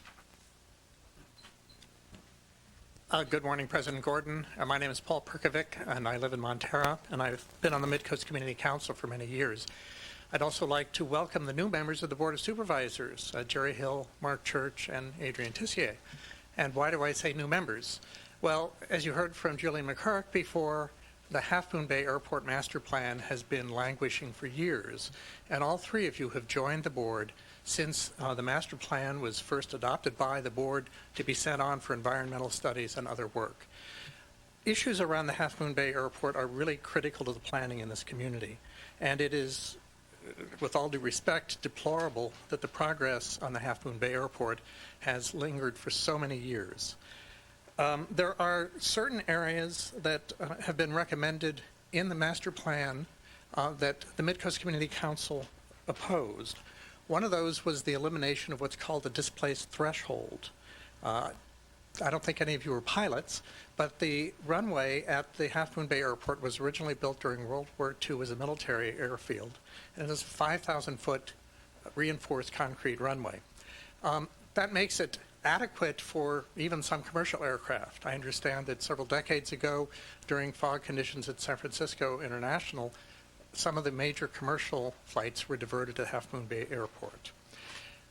There's a 762-foot displaced threshold, which means you're supposed to land 762 feet from the physical end of the runway. That reduces the effective length of the runway to about 4,236 feet.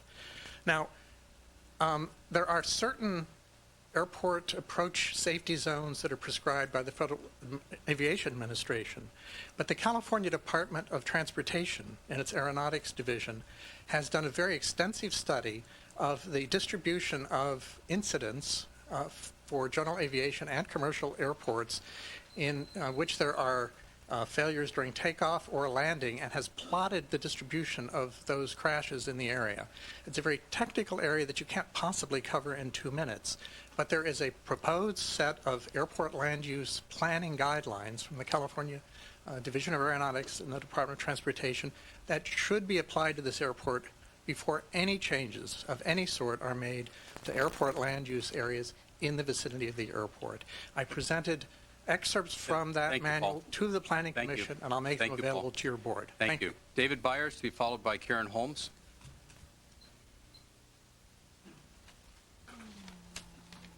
Good morning, President Gordon, members of the board. Dave Byers on behalf of the Coastside Parents Assistance League for Children and Adults with Special Needs. I'm going to talk about one issue that nobody else has talked about. It's on page 4 of your staff report. It relates to the AO zone.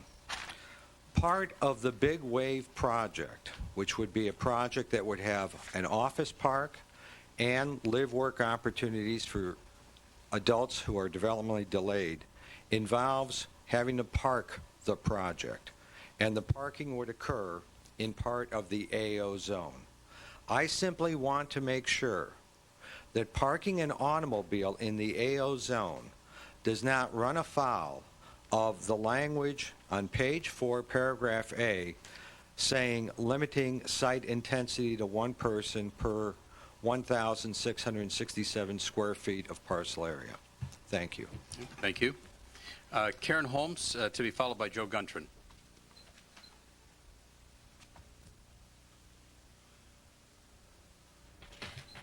Hi, I'm Karen Holmes. I'm a resident of Half Moon Bay, and I'm the parent of a daughter with special needs. She's developmentally delayed. She's 17, and someday she's going to need housing, a sheltered kind of housing of the type that Big Wave would cover. And I'm very concerned for her and her future. Her father and I obviously won't be here forever. And she's lived on the coast for almost all her life, and her friends are there, her life is there, her work life will be there. She needs a sheltered environment, and I just am asking that you would not allow any amendments to the LCP that would prevent the possibility of building housing for kids like her and other kids and adults like her who are special needs. Thanks for hearing me out. Thank you. Our final speaker this morning is Joe Guntran.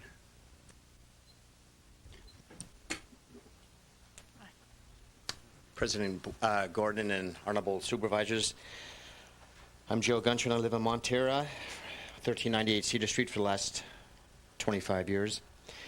On the LCP update, the proposal regarding the C1 district uses, I do not have a problem with limiting the first floor area commercial. However, I do have concerns with limiting the second floor area not to exceed the commercial floor area. Why? The second floor area in the C1 districts can supply a much needed residential space as apartments. Not every person or small family can afford to lease or rent a complete house. For an example, a 2 or 3 bedroom house with a 2-bath on the coast side would rent between $2,000 to $4,000 per month, whereas a 2-bedroom, perhaps 1.5-bath apartment would rent between $900 and $1,500 per month. I would suggest to increase the second and third floor area to at least 1.85% that of the commercial floor area.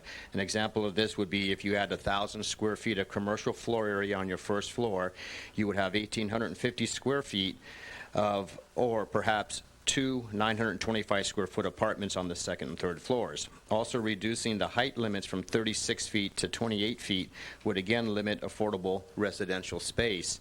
I would suggest maybe perhaps a 32-foot height as a compromise. Commercial properties in the C1 districts are difficult to lease, whereas residential apartments do rent, and they actually cover the operating costs. Switching the topic to the proportionality rule, we are reinventing the wheel regarding the proportionality rule with stricter regulations. Let these rules and regulations created by the task force in 2001 stay in place and give them a chance to operate. Thank you. Okay, thank you. That is our final speaker for this morning. Do I have a motion to close the public hearing? So moved. Second. All those in favor say aye. Aye. The public hearing is closed. We're going to take a 2-minute break, and we will reconvene for board discussion of these issues.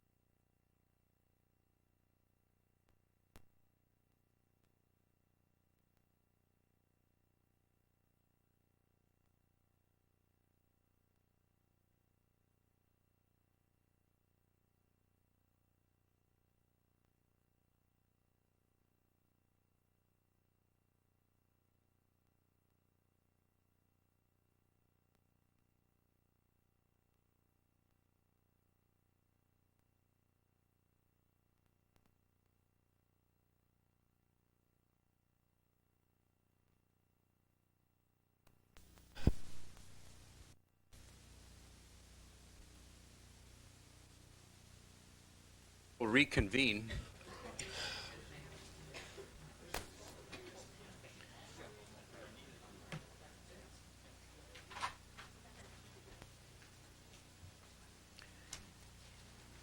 All right, thank you. The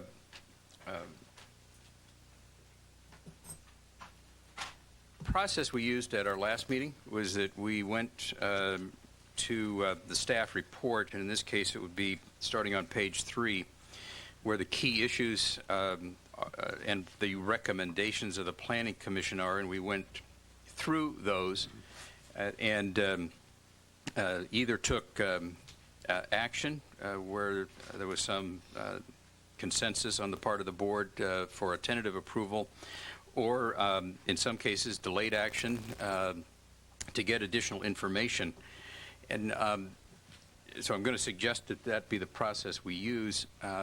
I first want to see if there are any additional questions of staff before we start that process.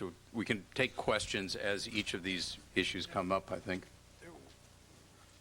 There was a question, Mr. President, I had.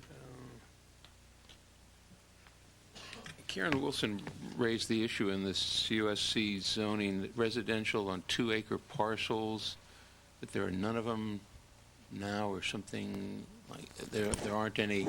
I guess I probably should have made my notes a little clearer. I guess how many residential parcels would be allowed on the COSC in the Burnham Strip, that area? There are presently 11 parcels. 10 are vacant. One is developed. My understanding, there is no subdivision potential because there was a sunset clause on a limit on subdivision up to a certain date. My understanding is that there would be a house allowed on each parcel because of the sizes, and that the 20-acre language doesn't And I think affect that. County Council's memo talks about that too. So thank you, George. Sure. Okay, George. Let me, before we start into this, let me just make a general comment that, and that is that at some point I would like us to engage in some discussion about altering our time schedule here for these hearings. And I do think that there's some critical information that we asked for following the first hearing that I certainly like to have before I move forward on some of these issues. And I also have a sense that at some level, the kind of what I'm personally experiencing, and I don't know whether my colleagues are, but I feel like I'm kind of missing the forest because of the trees.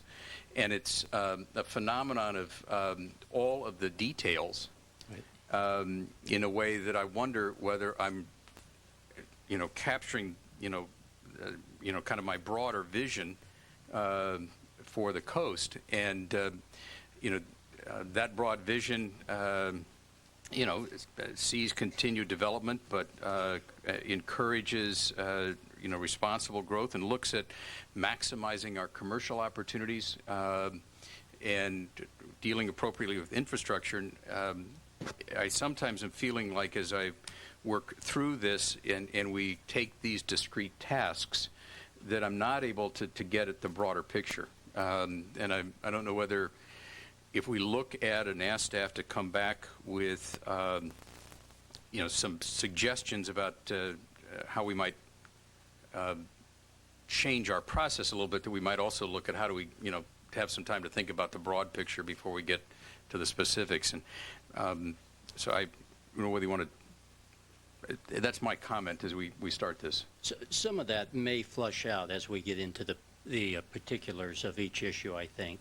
So I think the broader picture is important, but I do believe once we start discussing the proportionality rule and some of these other issues, some of that will flush out. Okay. But I don't know if we can discuss the proportionality rule and some of the issues related to lot mergers today unless we get some of the information that we're looking for. And I think some of those infrastructure and road improvement questions to deal with that issue are really crucial to some of these, to see exactly, can we put any more housing on the coast? And I guess that's the question, and especially in light of that letter from the Coastal Commission. And I agree. I think some of these, some of the reports will come back to us, and at a future meeting we'll set some of those issues. Perhaps the issue on the proportionality rule will be discussed at a later date after the merger issue is resolved. But I do think we'll probably make some comments on that today as well. All right, let's take a look then at the first, on page 3, key issue has to do with residential uses in the C1. And here the Planning Commission is recommending limiting residential use to above the first floor. And also that the floor area for residential not exceed the commercial floor area, and reducing the building height limit to 28 feet. Thoughts or comments on this one? Well, I'd be happy to start it, Mr. President. In looking at this, to me, I agree with some of the Planning Commission and not the other part. I do think we should limit the residential use to above the first floor. I mean, if it's a commercial area, it's designed for commercial use, and we want to encourage commercial where we can, especially in those areas, and I think that's an appropriate designation. I do think, and I think Mr. Gunther made a good point, that the residential floor area could be larger above. How much that should be is, I think, dependent upon maybe the economy at the time of construction. And as we see today, we're looking, and what the need is within the community. So I'd be willing to make some changes to that, to add that. Prohibiting reestablishing ground floor residential development after its removal, I would agree with that as well. And I would not agree with reducing the height limit to 28 feet. I would still support the 36 feet height. So that's. I'm pretty much in agreement with that. As far as the residential floor area not exceeding the commercial floor area, I guess I'd want to hear back from staff as to how what the benefits, is that something that's doable? Would we be able to accomplish that without creating any problems? The The recommendation is residential floor area shall not exceed the commercial floor area. Supervisor Hill is suggesting we not go with that recommendation, if I understood him correctly. That's correct. I have a suggestion. After hearing the speakers, I think it was Paul McGregor, who indicated that he would not be adverse to lowering the height limit to 28 feet if, and I'll get to your point in a second, if the second-story residential would not have to be further encumbered by residential setbacks vis-a-vis they would observe the same setbacks as the commercial structure below, or there'd be the same building line, hence giving them more space and allowed to achieve the 50-50. So what I'm saying is we would kind of revise our recommendation to endorse keeping it a 1-for-1, the same amount of commercial as you do have, same amount of residential as you do have commercial, but we would also support eliminating this restrictive setback requirement for the residential above, but still we would be recommending the 28 feet because to be in parity with the surrounding residential around you. So the reasoning for the 28 feet is to be consistent with the surrounding area. That's correct. And you're saying to keep the residential floor area the same as the commercial floor area, but make an adjustment on the setbacks? Yes, so that the residential component would not have to observe the additional setbacks that the commercial component doesn't. Basically eliminating the setback. And you could, that way also structurally you'd have the same building line as well. I thought it was a good suggestion when I heard it as well. Yeah, so that would apparently satisfy some of the concerns that had been expressed. But how does that affect, if you're changing the setback or having no setback, what does that do to, I guess, the quality of life of the person living there or the property next door where you have no setbacks in a residential? I mean, I guess it urbanizes it, is what it's doing a little bit.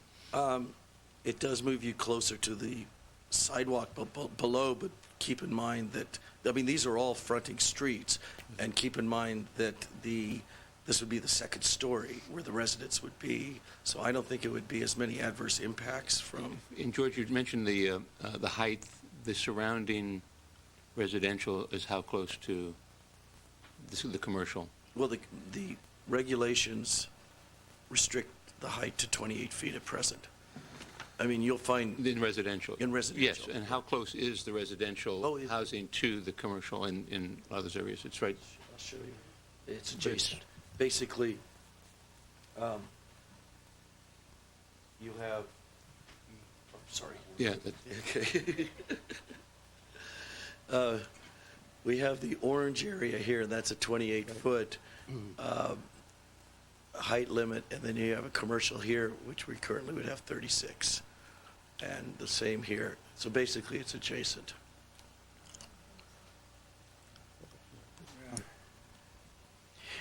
I'm wondering if what we might want to ask is to, it sounds like perhaps there's some agreement on residential on the first floor, but or commercial on the first floor. But the question is how to perhaps get some additional residential, possibly on the second floor. That's what you're suggesting. I'm fine with the suggestion with the setbacks. That would work. Adrian? I guess the one question I have, one of the things we talk about on the coast side is trying to limit the number of trips and all. And to me, the suggestion that Joe Guntrin made was appealing to me in the sense that you'd have the commercial below and you don't decrease the residential or have it be the same limit as the commercial, because then you could potentially put 2 units on top with commercial below, which means what you're doing is you're taking the residents that are going to feed those businesses that could potentially be developed in that area. So you have greater density, plus you don't have people necessarily getting in their cars to go to some commercial areas, they can just walk to it. And I see that as a benefit to the coast side in that respect. Of course, what that does is, I'm assuming if you were to add 2 units, you'd have to increase that building height. And what I can't visualize on my own is exactly how that would look there at the moment. And I guess my concern about taking a position right now, other than saying, yes, I like commercial on the bottom floor with housing above, I'd almost like to see a visual, because I don't think it's always bad that everything has to go straight across the top. You know, there's some articulation that goes with having some different heights.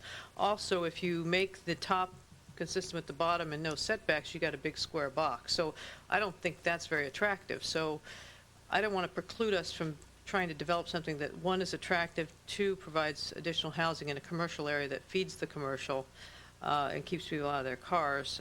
So I guess the only part of this I can support is the idea of having commercial at the bottom with residential on the top. What we could do is come back with several, sorry to interrupt, with several alternatives that evaluate the different situations you've talked about, where the implication of changing the setbacks, the implication of raising the height, maybe not going all the way to 36, or as Joe Gunther suggested, 32 feet, and then and maybe have visuals to show what that implication would be. Okay. And that's fine. And just one last remark. I think the intent here was to emphasize the commercial purposes, and so I guess I'd like to hear back also as to this issue on the residential floor area exceeding the commercial floor area. If that issue is resolved with the setbacks, then perhaps, since the intent here is to emphasize commercial purposes, maybe we should consider then just leaving the residential the same size, not to exceed the commercial floor area, unless there's some compelling reason to do otherwise. But I think, George, what you're probably hearing from us is that we want commercial, and we want a better understanding of what the residential options above that commercial could be. Yes. Yes. Okay. The second issue, Planning Commission recommends prohibiting single-family residences in the COSC district. I have some concerns, Mr. President, with that issue. And my concern is that the provision could arguably constitute an unlawful taking in violation of the Fifth Amendment to the federal Constitution, and that's the provision prohibiting residential uses. And the test is whether the remaining permitted uses in the COSC would provide a reasonable economic return to the property owners. And I think I'd like to hear back from County Council as to how feasible these other uses are. Are they real uses, or are they theoretical uses? And perhaps we could get a further analysis from County Council on that issue. I think it's important that we identify actual alternative land uses that will provide a reasonable economic return to the property owners. And just in looking at some of these uses here, golf courses and driving ranges, they don't sound like viable options to me, and I doubt that they're viable options to the community as well. So if we could hear back from County Council on that. I see heads nodding here in terms of wanting that. Of course, I am a golfer. No, I'm just kidding. I guess the other question that I have is that I think it's not today, but later on there's a suggestion to add some lands to the COSC district, former land that was once designated for a bypass to Devil's Slide. And I'm also curious how that would apply, you know, if we did change this zoning or this designation relative to single-family housing in COSC, and we later expand COSC, we're doing more of this, and I'd like to understand the relationship of those two also. And the other issue relates to the name, COSC. I think that implies that this is dedicated open space, or it certainly creates some expectations along those lines, and perhaps the name should be examined as well. And I'd like to ask County Council to take a look at that also. Okay. So County Council gets an assignment out of that Planning Commission recommendation, and we'll move on to the next one, which is residential uses in the waterfront district, the W district. Planning Commission recommends increasing the number of caretaker units from 20% to 27.5 of developed parcels. No caretaker units on non-conforming parcels, and there's a continuing the limit on the size of the caretaker units. Well, I haven't seen any or heard any compelling reasons to change the Planning Commission recommendation. I think it's... I have one comment on that, and that is that the 27.5% figure, I think, is somewhat unworkable. That basically provides 1 in every 5 developed parcels can be used for a caretaker's unit, and I'm wondering if we should round that off, and what I would suggest is perhaps 25%, which just makes a simple application, 1 in every 4 developed parcels. I think it's just a more workable number. I could agree to that. That'd be fine. Yeah, okay. So I think there's a tentative sense that that recommendation, if modified from 27.5 to 25, is something the board would want to see and review on the final. Okay. The item 4 has to do with increasing mid-coast commercial employment opportunities, and this is the one that recommends against changing any uses at Princeton or the Half Moon Bay until the airport master plan is complete. And I guess related to that, and we might as well perhaps discuss them at the same time, is the airport overlay district. Because again, the recommendation here is that much of that be delayed until the airport master plan is available. I guess, I, for one, have great interest in seeing expanded commercial activity on the mid-coast, and the only place that I think that's going to occur is in Princeton and on land that the airport owns. And I think that,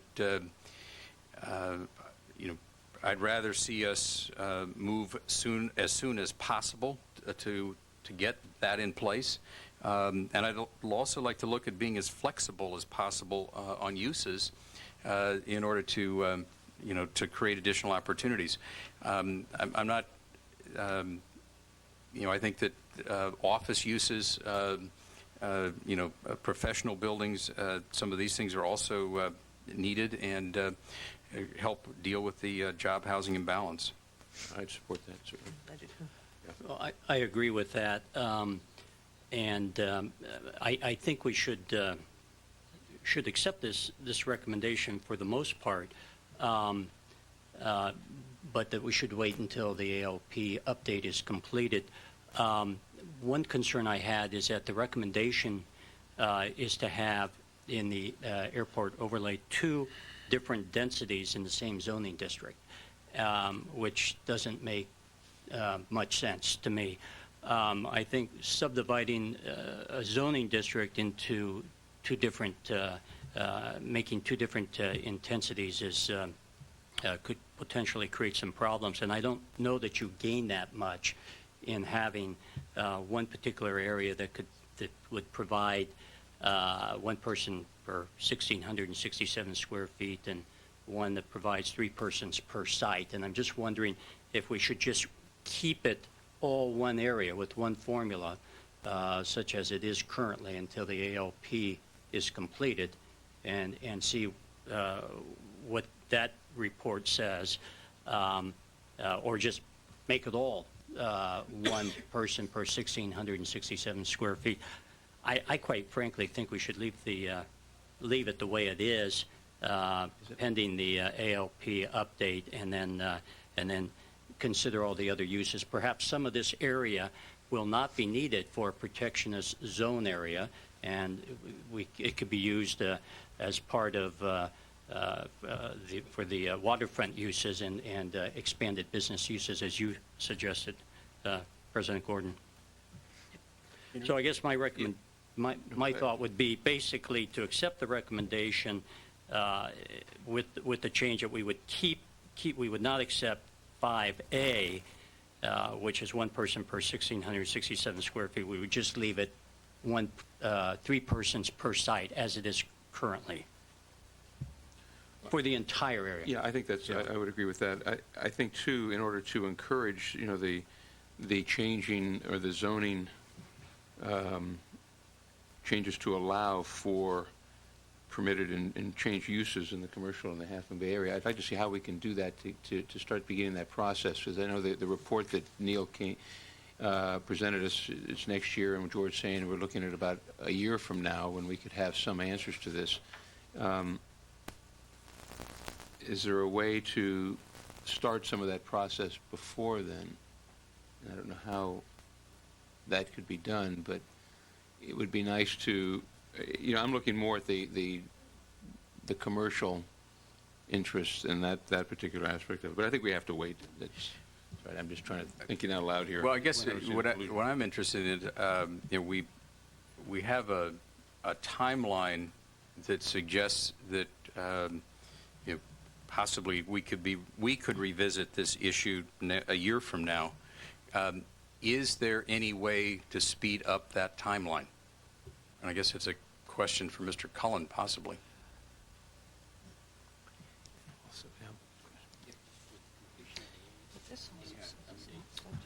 Yes, Mr. President. When I gave you that estimate at the end of the year that included the review by the Federal Aviation Administration, certainly we are currently working with the airport consultant so we can take a look at the airport layout plan. And one of the things we want to look at is that the different types of zones. There's a clear zone, approach zone, some hazard zones, and what have you, that they were first implemented in 1976 when the displaced threshold was approved. And that was done in order to reduce the amount of property that the county had to acquire to protect the runway surface. Certainly things have changed between 1976 and now, and so we'd want to go through that and look at those zones and see if we could make changes, understanding at the same time, from the airport's perspective, let's say if those zones were pulled in, we'd be looking for or be recommending something like navigation easements, so if people were developing in those areas, they understood that the airport was there. That was some of the issues that we ran into with San Carlos Airport when we went through it and went through that lengthy environmental document. Again, the second piece of that is we think it's shorter to take a look at the airport land use layout plan instead of the master plan. The master plan deals with on-airport facilities, taxiways, and what have you, that doesn't necessarily affect the layout plan. Certainly, whether you have a displaced threshold or not, that would be some impact, and we could take a look at that at the same time. Okay. Giving you a long answer instead of the short answer, but we can certainly push it on our end as much as we can to get it to the FAA, and then hopefully get them to come back as quickly as possible. And then after that, it goes over to the ALUC, which George Bergman also referred to in the 4 months in that time frame. Okay. I think then, thank you, Neil. George, one of the things that we need to do is make sure that we change here language that talks about the master plan and talks about the land use plan or the ALP to clarify that we're not looking at that multi-year process, but we're looking at something we want to get done quickly. And I think that's the sense here, and that and looking at increasing some expanded uses in the W district, I think. And also a question, George, it was raised by Mr. Byers, the issue of the parking in the AO zone and that influence. Is that resolved, or is that an issue that we should deal with? We believe it's resolved. We met with Mr. Byers last week. He posed the same question to us. Our conclusion was that it would meet the site intensity limits. A parking area would meet the limits of the AO. So no further change. Restrictions on that? Yeah. Okay. I think he just wanted to hear it today. Thank you. Okay. Anything further on that? The next set, I'm on page 5 of the staff report, item number 6. This has to do with the non-conforming parcel development controls, and this really is the issue of proportionality. And I know there was some sense that this one may be not knowing how many non-conforming parcels, depending upon decisions reached about merger, may have some influence here. I just wanted to add through the chair that I did read the letter from the Mid-Coast Community Council. I disagree with their conclusion. Their point is correct that your decision on merging would lead to or determine how many of these individual lots there potentially could be if people all start to sell them off. However, what's before you today is the size of a house that can be built on one. And it's not one if there's 1 out of 500 or 1 out of 5,000. It's just how many could be built on one, and that would be the rule independent of how many there were. So I would not recommend holding up your consideration of this one until you've resolved the merging, because we're looking at these as a house on a lot, irrespective if there's 20 lots, 200 lots, or 2,000. We only look at one lot at a time.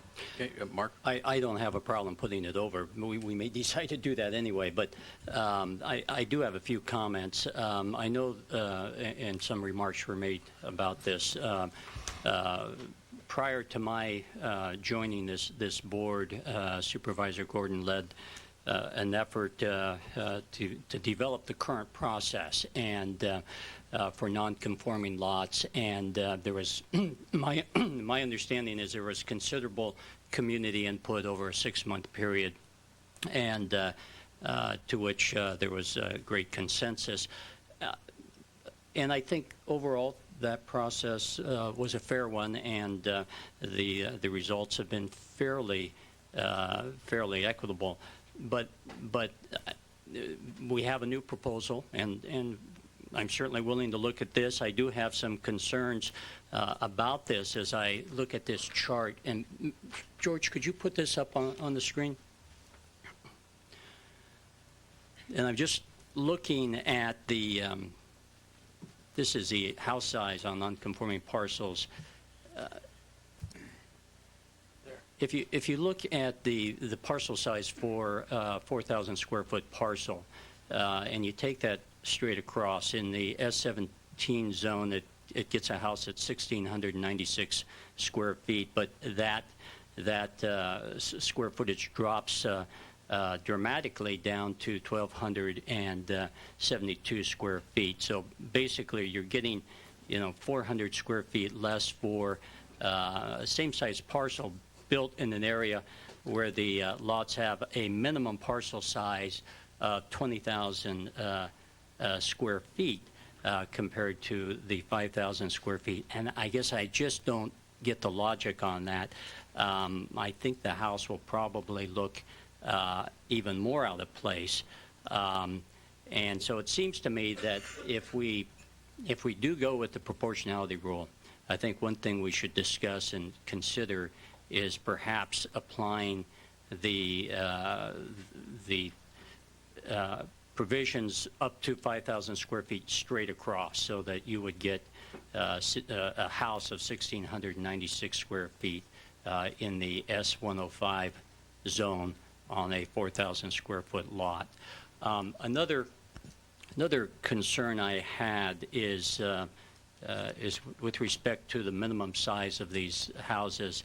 And I'm wondering if we're getting to the point where, for example, 863 square feet or even 954 square feet, if that is so small that it just will not be built in this day and age, or if it is built, will it also look out of place? So I guess I'd like us to discuss that issue as well, as to, is there a minimum size house that we should consider? If I could. Go ahead. Maybe it's 1,000 square feet. Yeah, I don't know. And maybe I don't it's know. some variation of what we have right now under the status quo, some percentage. But maybe there should be a floor for the size of a house. And I know legally, or there is a basis in the report that we received from County Council that, there really, it goes down quite a bit smaller than this as a legal allowance for a home, but it's the practicality of it, I think, is what you're talking about too, Mark, is whether it's a livable commodity. I was, when I first went through this, I thought that it would be appropriate to put this over, and because we needed more information, but I think George's point is correct, that this is kind of a separate issue. And I was, during that time, I remember that when Rich's task force that really went through in detail with, and went extensive dialogue and outreach to include everyone in that discussion, which then came back, which surprisingly was able to come to, and I think there was a lot of give and take, at least from what I experienced in that. There was an awful lot of people didn't, it's like a divorce. If one side's happy, it's probably a bad deal. But in this case, everyone was kind of a little bit unhappy, and I think that and I think that was the success of it, and it's worked. So I'm having a struggle with doing anything with the proportionality rule based on that. I saw some real good successes from it. Well, I guess just to chime in, I don't support the proportionality concept. I think what we have in place is working. I don't see any major problem with it. To me, this feels, like it's a little too extreme for me. I have to concur with that, and I go by the experience. I just moved out of I think it was between 800 and 900 square foot house as one person, and now finally have a house that's a little bigger with some elbow room. So to me, and that's a single person. Then you take a look at a family, I just don't see it. And I realize maybe these are intended to be for maybe one person, maybe a couple, but even that, I have to tell you, in this day and age with the fact that we are overcrowded, sometimes to go home and have a little elbow room rather than always feeling confined. So just from my own experience, I think what you already have existing is adequate to me. I think we will also continue the daylight plane, and those are the important things, I think, that are... Can I want to ask a question of George. George, is this would apply not just to new houses, but does it apply to existing structures as well? Yes, it does. And is it possible then for an existing structure then to be in violation of this once this is adopted? I guess it would be grandfathered in.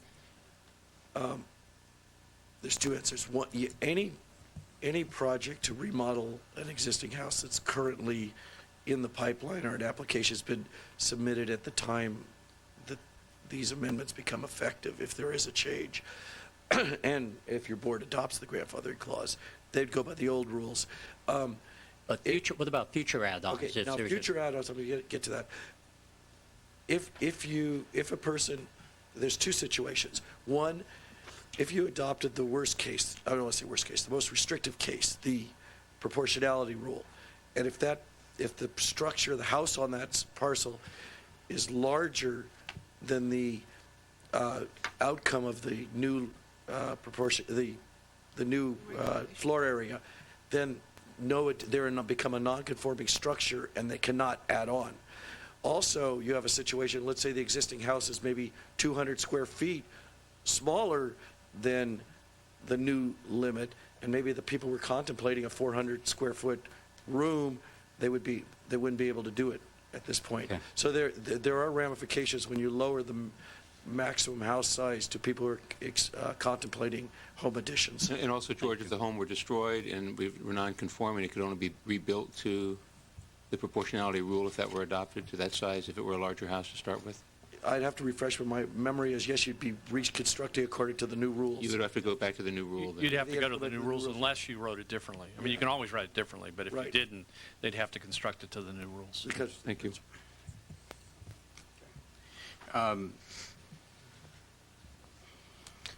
Do you want us to just make a tentative action that we leave this to as it currently exists? I think that we're headed that way. Yes, and I think if there, what might be helpful too, when we revisit this, is there were some numbers thrown around by different folks today, but since we adopted the 0.48 for non-conforming parcels, what's transpired? What's been built out there? just to see that. And this will continue to require the daylight planes and the use permit and design review. That will not change from this. Right. Okay, development controls in the RMCZ and PAD districts. Motion? Well, do you want to? Well, We don't have to. We haven't done it on the other ones today, so Consensus, I I guess. think we're, by consensus, we will do that. Here, there's some changes suggested at PAD and RMCZ, timber harvesting, mining, oil, gas, waste facilities taken out. Height limit down to 28 feet for single-family residence, and it to limit the floor area, and add design review.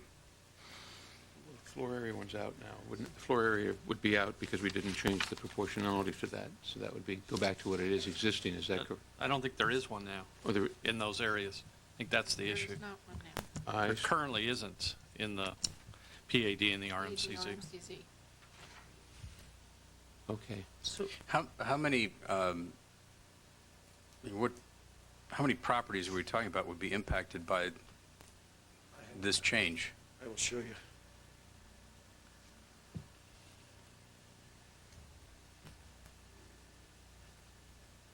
Okay. Basically, all the properties are showing color. There are basically 12 properties that are within the urban area, and then there's the rural residential area that's outside the urban area. So basically, we're talking about 12 to 14 properties. And again, the proposal is to remove the several uses that are determined by the Planning Commission to be incompatible in an urban setting, in a town-like setting, but these would not be removed for anywhere off the map. So this does not affect any changes in the PAD or RMCZ district in San Gregorio or 2 miles to the east. It's just for within the project area. So just these 14 sites, the 5 uses would not be permitted, which were timber harvesting, surface mining, solid waste, and oil drilling and gas facilities. They still would be permitted outside of the project area. And then the other component is having the existing house floor area requirement and design review for houses and lowering house height to be consistent with what house height is in residential areas. Seems clear. I don't have a real problem with deleting those uses from the area. Yeah, I don't either, and especially thank you, George, for that explanation of in the other areas. I would support that, and if the house size of 28 feet, I mean, this would make it compatible to neighboring districts that are 28 feet, and so we wouldn't have that. And in the floor area ratios, since there's no limit, saying currently on? No floor. Well, then I think that's appropriate use. Would that take that to the 0.53 floor area ratio? 0.53. Yeah. So. Yes, it would be the 0.53, which is the floor area ratio in the R1S17 zoning district. Okay. Actually, in all 3 of the R1 districts. I would support that, and I think the design review is appropriate. So I'd go with the recommendation. I think it looks like there's consensus to go with that set of recommendations without any further work from staff. The next one is to redesignate 2 areas in Montera that are not currently served by water distribution from rural residential to rural. And again, then these same parcel, which are the parcels that are proposed for, or the area proposed for merger? How does that relate to this map? All of the area is tied into the merger question. I mean, the merger topic. This, which is the next one after this. What this would do would change the urban rural, would change the rural residential boundary so that the orange properties, which are not connected to water line, would be in the same status as other rural properties in the coastal zone. The rural residential area was originally conceived to deal with the fact, or to acknowledge the fact, that there were water lines crossing the urban-rural boundary, and this is a fine-tuning of the boundaries to make sure that only the properties that are in rural residential are those that are connected to water. George, what's the difference between those properties? Okay, between those, the ones in the white are connected to water lines, the ones in the orange are not. And the intent of the rural residential was to have that area that's connected to water lines be deemed rural residential. Everything else would be, the intent was to be on well and septic. Could I just ask a quick question? When we're going to have a discussion in the future on infrastructure, water, et cetera, roads, would this have an impact on that discussion? It would, in just in a marginal sense, if you chose to leave, not make any change, then these additional properties would be potential users of water, and hence the demand for water would be, there would be a greater demand for water. If these properties were eliminated from rural residential, then they would never be connected. The LCP policy would preclude connection to a water. So the question is, do we plan first and have the infrastructure meet it, or do we have the infrastructure come first and then we decide if the housing will meet what exists? Well, I think it's a different question. The way I look at it is, it's whether your board agrees that the purpose of the rural residential district area, rural residential area, is that area where all properties are connected to water lines. Because basically, what I'm trying to say is, with the LCP was conceived, there was an urban-rural boundary. Water lines were not supposed to cross the urban-rural boundary. In this area, they did. The Coastal Commission did not want to redesignate it urban. They said, let's create this hybrid. We'll call it rural, but we'll allow water lines to come in.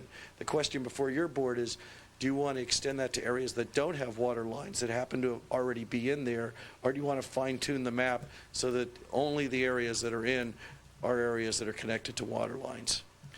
I think the other issue is, what uses are viable if you take it out of the current designation? I mean, I think you have to know the context, that if you take it out of the current designation, then what can you use the property for? To answer that question, as best I can from this point, is the use opportunities would be absolutely the same as the properties that are next to them. They would be in parity with all the surrounding white area. It would be basically, these would be rural parcels required at time of development to establish a well and a septic system, and not hooked to a public and utility. I guess that's what Tom's saying, is that if we took that right away from them, and if there was no water there, and the possibility of that, then what's the value of that property? Right. I mean, some of the parcels may be less than an acre.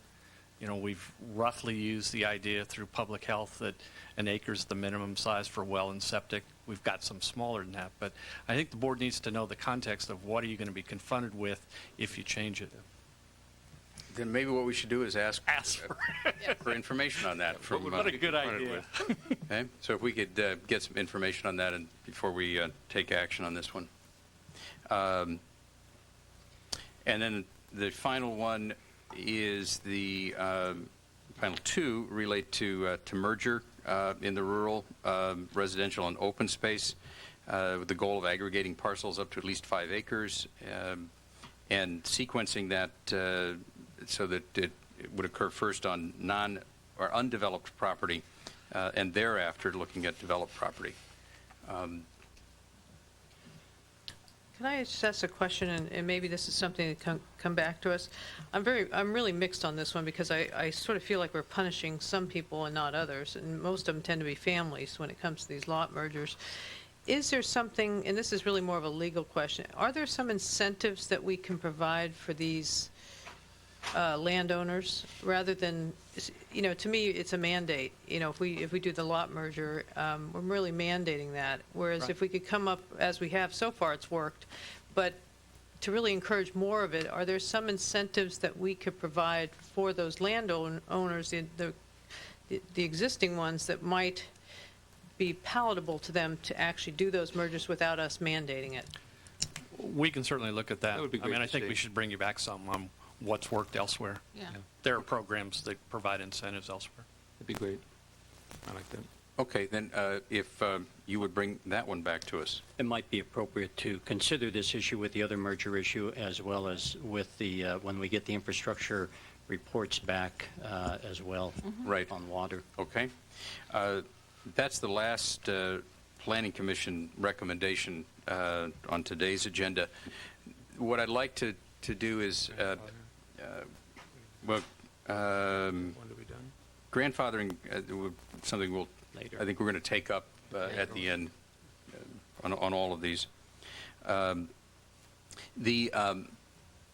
guess what I would like to ask staff to take a look at and get back to us as quickly as possible is to whether we're at a point where, given all of the assignments that we've given you and the timeline, whether we ought to readjust the schedule of these hearings. Definitely.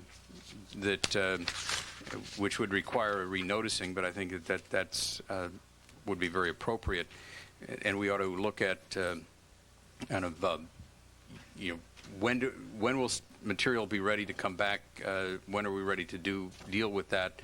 And it may be that we need a couple of additional sessions in here to deal with some of these issues, and do it in a way that we have sufficient time without feeling that we've rushed through something. What we'd like to do is look at the issues you've just identified and bring you a recommendation for a revised schedule at your next, not your next meeting, but the next time you're supposed to talk about the LCP. I think the difficulty is the next meeting is the next time you're supposed to talk about the LCP. So if you're going to continue it, I think in fairness to those people who come expecting a discussion, that you may need to make that decision now. Right. I mean, otherwise, you don't decide it until the 29th of March when everybody shows up. Well, my recommendation regarding schedule is that we carry on and hold the next public meeting on March 29th as we have scheduled, and that way we will have gone through all the topics once, and then we will have amassed all of your requests, and at that point we can talk about how many additional meetings how many wrap-up sessions we need after that. So I would recommend going forward with the schedule for the next meeting, and then after that we'll talk about it. George, you're going to get a standing ovation when this is over. I want you to know that. Time to get rid of your poll? Well, I hope so. I don't know. Okay. All right. So the suggestion, and I didn't see anybody disagreeing up here, that on March 29th at 10 a.m., we will hold a third hearing on the local coastal plan update.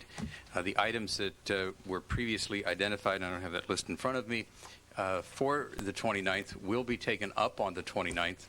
In addition to that, we will also at that point give some consideration to a revision of the schedule of future public meetings on this issue. And I think there's no further business for the board today. We will be adjourned. Good job. Very good. Tough subject. Great job.